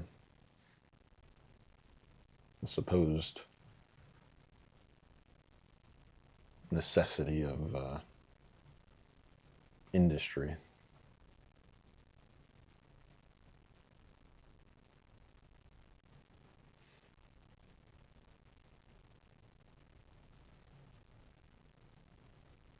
So, I guess maybe if I have one criticism of these intellectuals, it's maybe that they lack faith. That's what Jesus was always saying to everybody. You have little faith.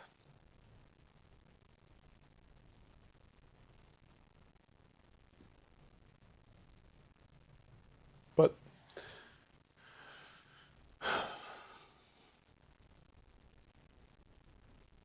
I don't think that, all these great thinkers' works are worthless just because Jesus existed. When I understand, Jesus was pretty educated himself. Somehow, just miraculously. Maybe not. Maybe when he was arguing with people in the temple at age 12 or whatever, he wasn't making any direct allusions to history, but just refuting them on pure logic or something.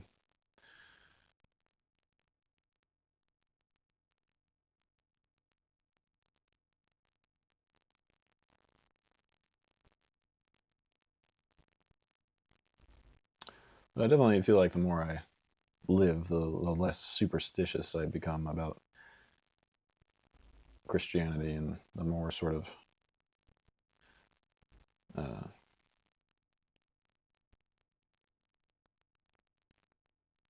yeah, just less superstitious.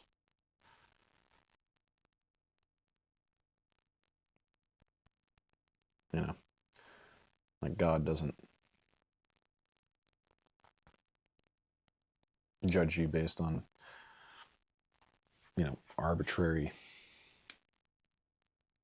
deeds or whatever.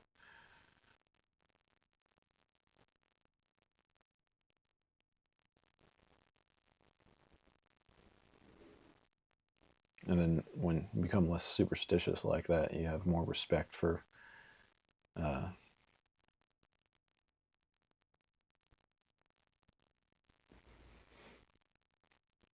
men who have lived and died in the past and what they did in their lives,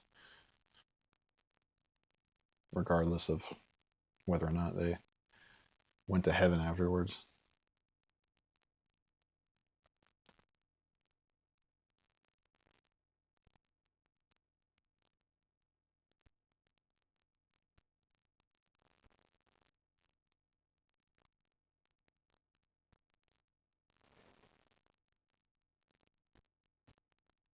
I guess you just focus more on what you actually uh, have access to learn about around you, and in terms of history and written literature.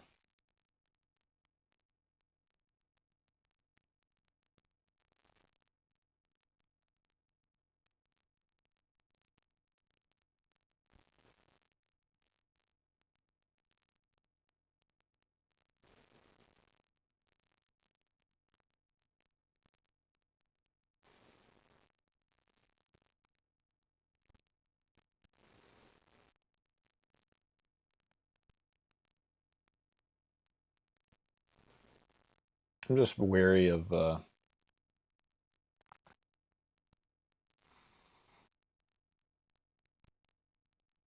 scholarly types,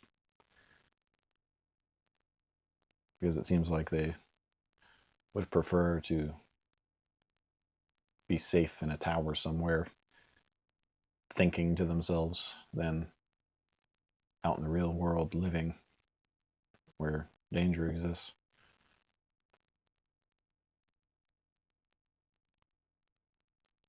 Like Jesus did. Of course, we know what happened to him.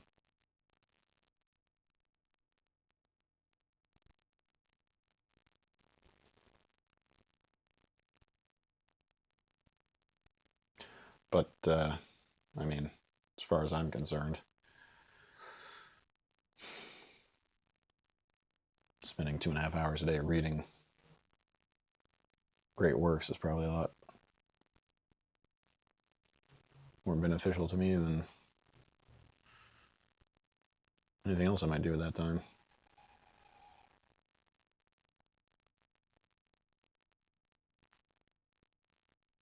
Or anything else I'm wont to do with my free time currently.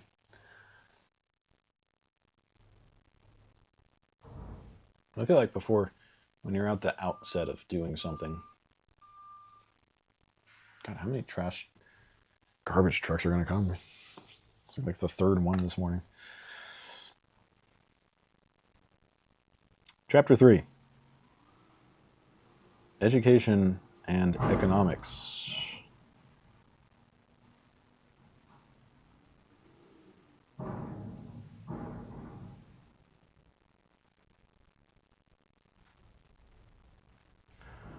Apart from John Dewey and those few of his followers who understand him, most writers on education hold that though education through great books and the liberal arts is still the best education for the few, it cannot be the best education for the many, because the many have not the capacity to acquire it. It would seem that this education is the best for everybody. It is the best for the best, provided everybody can get it. The question then is, can everybody get it? This is the most important question in education. Perhaps it is the most important question in the world. Nobody knows the answer to this question. There has never been a time in history when everybody has had a chance to get a liberal education. We can, however, examine the alternatives and the consequences of each. If leisure and political power are a reason for liberal education, then everybody in America now has this reason, and everybody where democracy and industrialization penetrate will ultimately have it. If leisure and political power require this education, everybody in America now requires it, and everybody where democracy and industrialization penetrate will ultimately require it. If the people are not capable of acquiring this education, they should be deprived of political power and probably of leisure. Their uneducated political power is dangerous, and their uneducated leisure is degrading and will be dangerous. If the people are incapable of achieving the education that responsible democratic citizenship demands, then democracy is doomed. Aristotle rightly condemned the mass of mankind to natural slavery, and the sooner we set about reversing the trend toward democracy, the better it will be for the world. Damn. On the other hand, the conclusion that everybody should have the chance to have that education which will fit him for responsible democratic citizenship and which will develop his human powers to the fullest degree does not require the immediate adoption in any given country of universal liberal education. The conclusion states the ideal toward which the society should strive. Any number of practical reasons may prevent the society from moving rapidly toward this ideal, but this does not mean that the statement of and devotion to the ideal are without value. On the contrary, the educational policy of a country will depend on the clarity and enthusiasm with which its educational ideal is stated and believed. The poverty of a country may seem to prevent it from a rapid approximation of its educational ideal. In the past, the education of the few rested on the labor of the many. It was assumed, perhaps rightly, that the few could not have education unless the many were deprived of it. Thomas Jefferson's proposal of 3 years of education for all could have been, and probably was, opposed on the ground that the economy of Virginia could not survive it. Whatever may have been the case in that state 150 years ago, and whatever may be the case today in underdeveloped countries, it can no longer be claimed that liberal education for all, from childhood to the grave, is beyond the economic powers of the United States.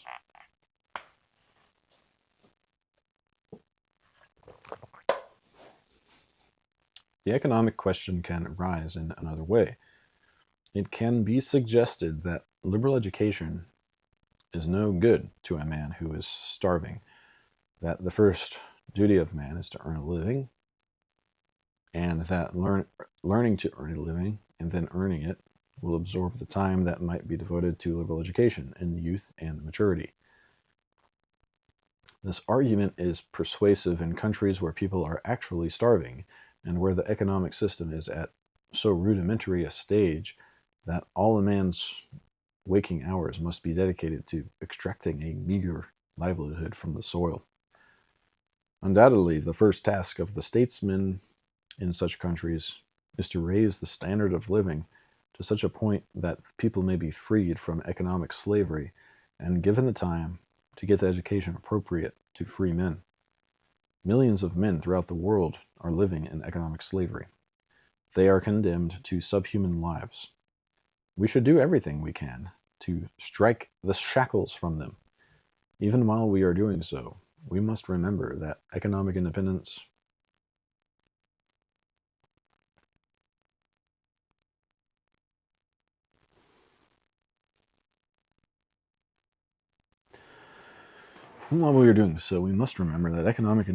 is not an end in itself. It is only a means, though an absolutely necessary one, to leading a human life. Even here, the clarity of the educational ideal that society holds before itself and the tenacity with which that ideal is pursued are likely to be decisive of the fate of the society. I have no doubt that 100 years ago, we thought of dear little far-off feudal Japan in the same way in which we think of the underdeveloped countries today. With our assistance, Japan became a full-fledged industrial world power in the space of 40 years. We and the Japanese thought in the 1860s how wonderful it would be if this result could be achieved. We and they fixed our minds on the economic development of Japan and modified the educational system of that country on American lines to promote this economic development. So the rich got richer, the poor got poorer, the powerful got more bellicose, and Japan became a menace to the world and to itself. No one can question the desirability of technical training in underdeveloped countries. No one can be satisfied with technical training as an ideal.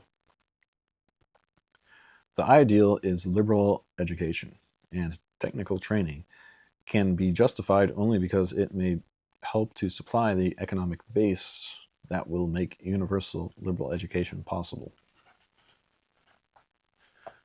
In developed countries, technical training is also necessary, just as work is necessary in such countries.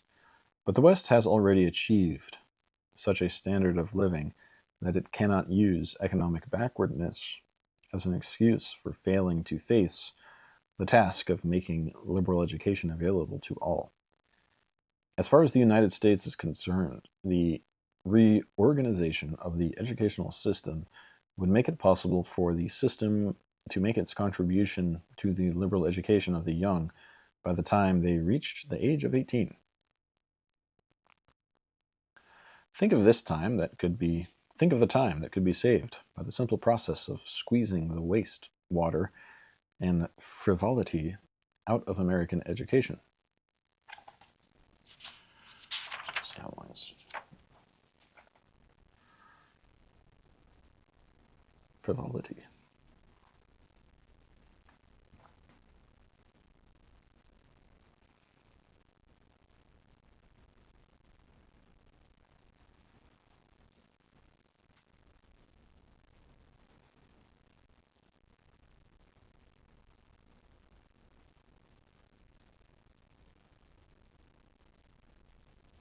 Think of the time that could be saved by the simple process of squeezing the waste, water, and frivolity out of American education. The American scheme of an 8-year elementary school, a 4-year high school, and a 4-year college with graduate and professional work on top of that is unique in the world, and we cannot congratulate ourselves on its uniqueness. No other country could afford the duplication that occurs in passing from one unit in the American system to another, or the inordinate length of time that is consumed by each unit. The tremendous waste of time in the American educational system must result in part from the fact that there is so much time to waste. A 6-year elementary school, a 3 or 4-year high school, and a 3 or 4-year college would eliminate from 2 to 4 years of lost motion and leave plenty of time for liberal education. The degree of leisure now enjoyed by the whole American people is such as to open liberal education to all adults if they knew where to find it. The industrial worker now has 20 hours of free time a week that his grandfather did not have. Neither in youth nor in his adult life does he need much training in order to learn how to make a living. The constant drive to simplify industrial operations will eventually mean, and means in many industrial industries today, that only a few hours will be required to give the worker all the training he can use.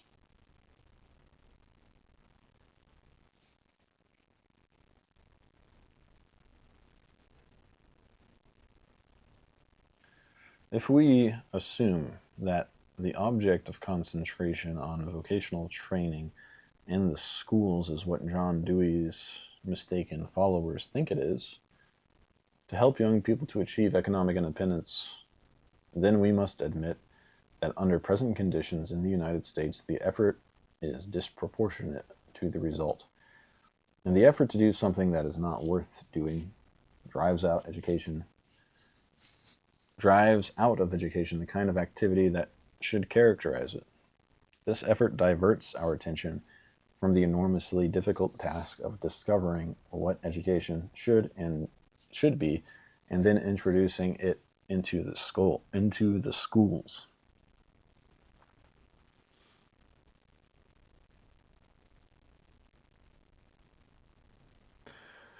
Even before mechanization had gone as far as it has now, one factor prevented vocational training, or any other form of ad hoc instruction, from accomplishing what was expected of it, and that factor was the mobility of the American population. This was a mobility of every kind, in space, in occupation, and in economic position. Training given in one place for work in that place was thrown away because the persons trained were almost certain to live and work in another place or in several other places. Training given in one kind of work was equally useless because the persons trained usually did several other kinds of work rather than the kind they were trained to do. The failure of ad hoc instruction is so obvious that it has contributed to the notion that education or schooling is really irrelevant to any important activities of life and is merely a period through which the young must pass because we do not know what else to do with them. Actually, the failure of ad hoc instruction shows nothing but the failure of ad hoc instruction. It does not show that education is unimportant or that in a mobile industrial society there is no education that can meet the needs of the people. If we are to take the assembly line as the characteristic feature of Western industry, we must regard industrialization as at best a mixed blessing. The monotony, impersonality, and uncreativeness of such work supply strong justification for the movement toward a steady reduction in the hours of labor. But what if the time that is gained for life off the assembly line is wasted, as much of it is today, in pursuits that can only be described as subhuman? What if the man, as he works on the line, has nothing in his head? As the business of earning a living has become easier and simpler, it has also become less interesting and significant, and all personal problems have become more perplexing. This fact, plus the fact of the disappearance of any education adequate to deal with it, has led to the development of all kinds of cults, through which the baffled worker seeks some meaning for his life, and to the extension on an unprecedented scale of the most trivial recreations, through which he may hope to forget that his human problems are unsolved. Adam Smith stated the case long ago: a man without the proper use of the intellectual faculties of a man is, if possible, more contemptible than even a coward, and seems to be mutilated and deformed in a still more essential part of the character of human nature.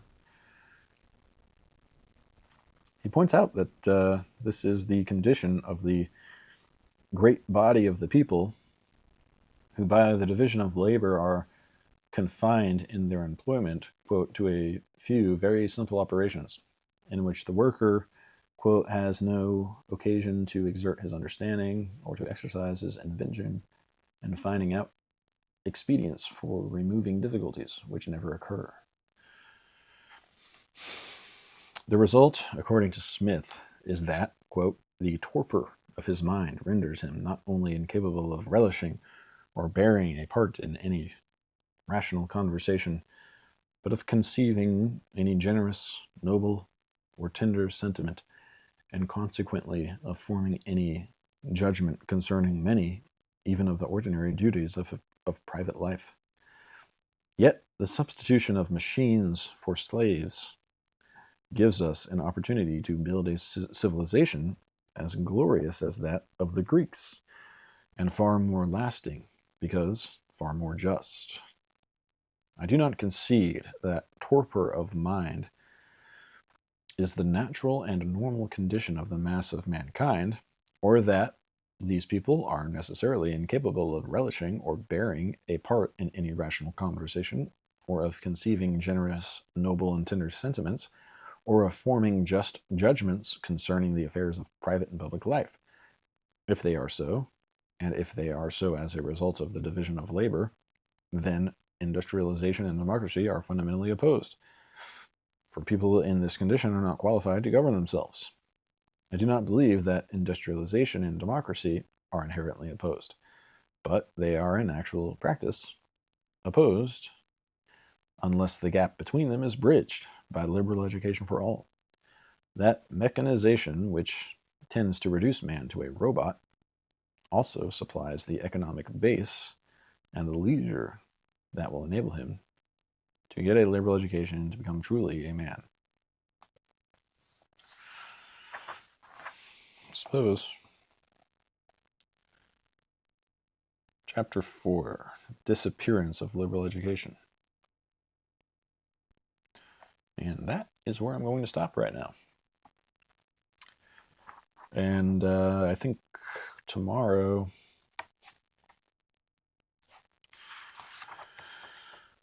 I'll probably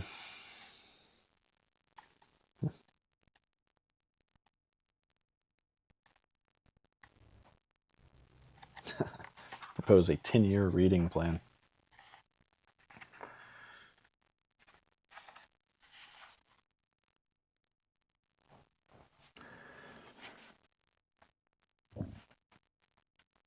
I think if you ask the average person,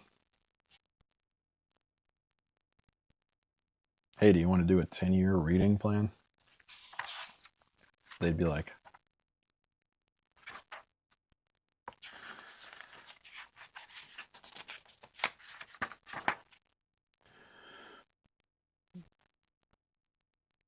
in 10 years,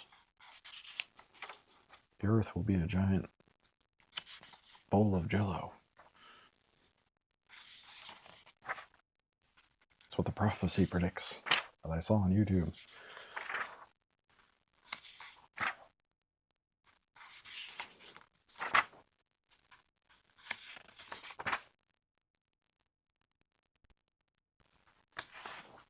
It's interesting, though. It's sort of a 10-year plan that takes you, it returns you to the same authors over and over.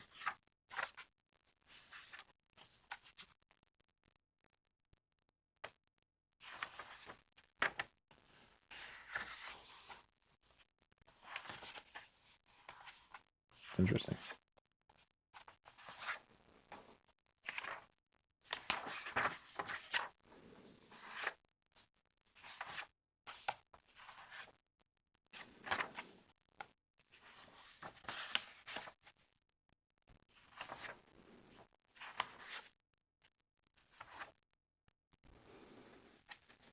Years.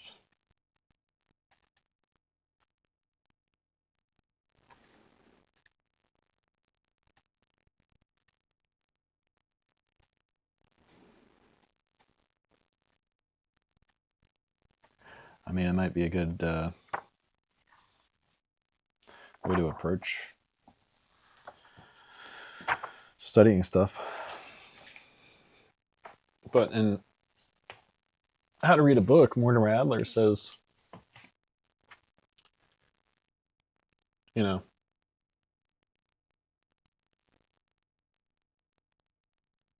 you should try to focus on the great works that, really speak to you personally for whatever reason.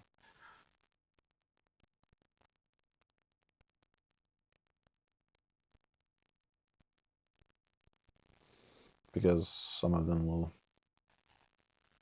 just click with you more than others, probably.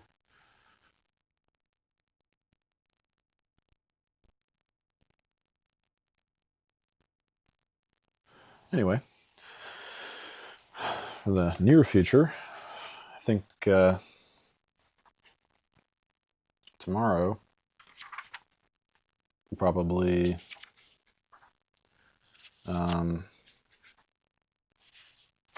try to get up at like 6 a.m. It's a little bit ambitious. Maybe 7. Start reading by like 7:30.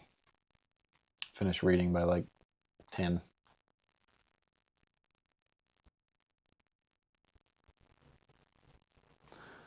And continue on with that. Maybe I'll add that as an overlay. Schedule overlay.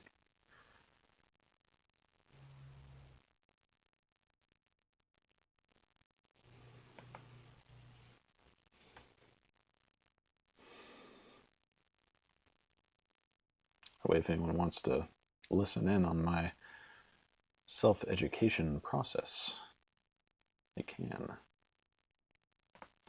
While they're working or whatever.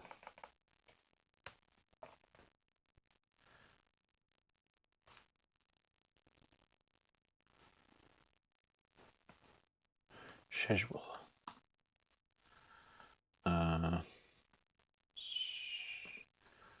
Stream schedule.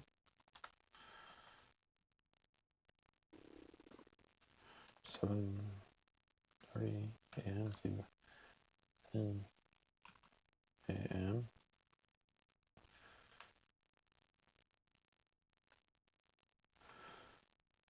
Squiggly.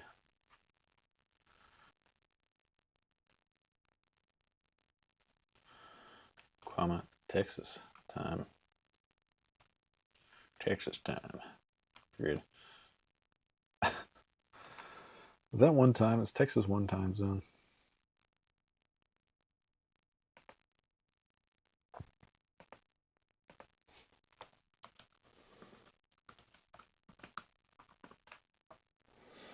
Most of Texas in the central time zone. 2 westernmost counties. All right, that's good enough for me.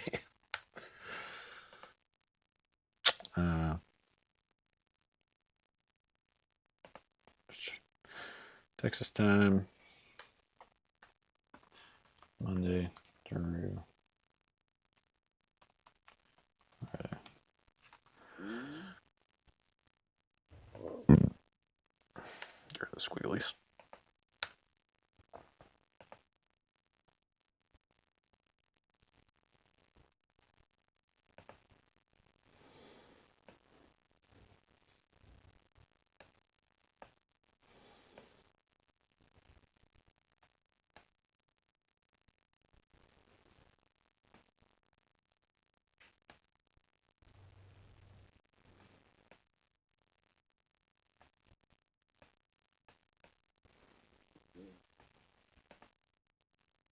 Great conversation, and then next time when I go live, it will be page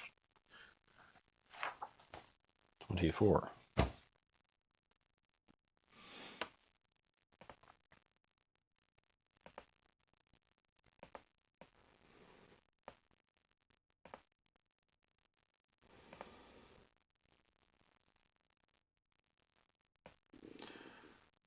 read that, isn't it?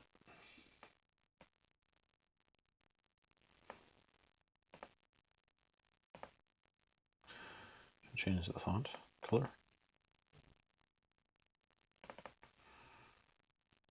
Select the font.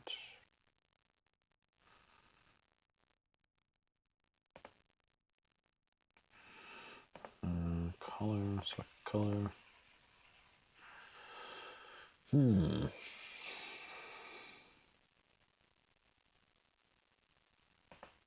we have bright red. Oh, that's hard to read too.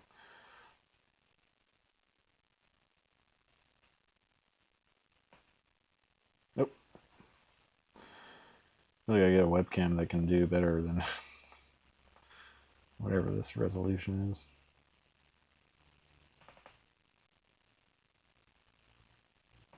Select font.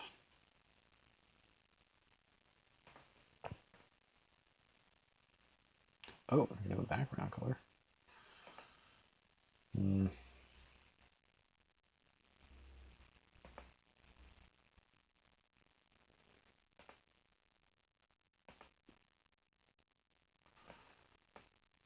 So just transparent.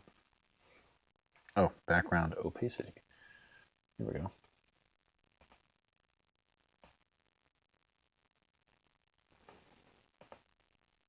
Probably looks awful, but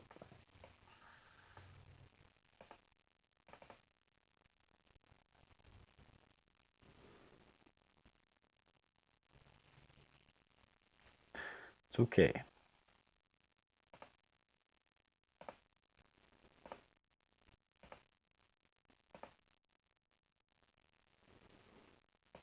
All right, you know what? Let's make it a little bit,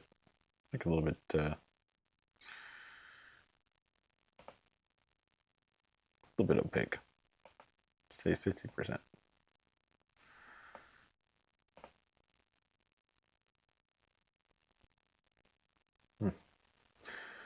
Doesn't look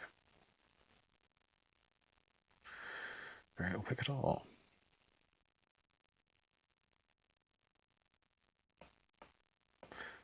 %66.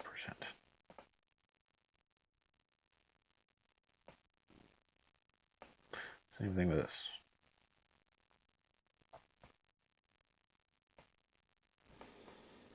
Gotta love OBS. Free software, baby. Okay. Looks okay.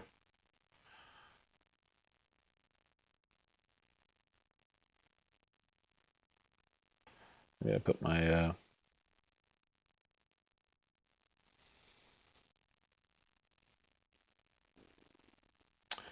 socials overlay on too. Why not just file everything on here?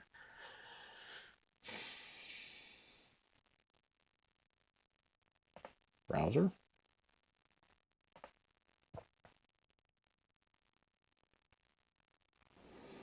My socials over there.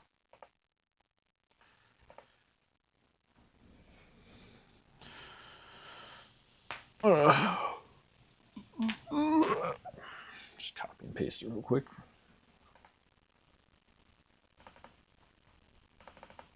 Amplify on AWS. Cheap web hosting software.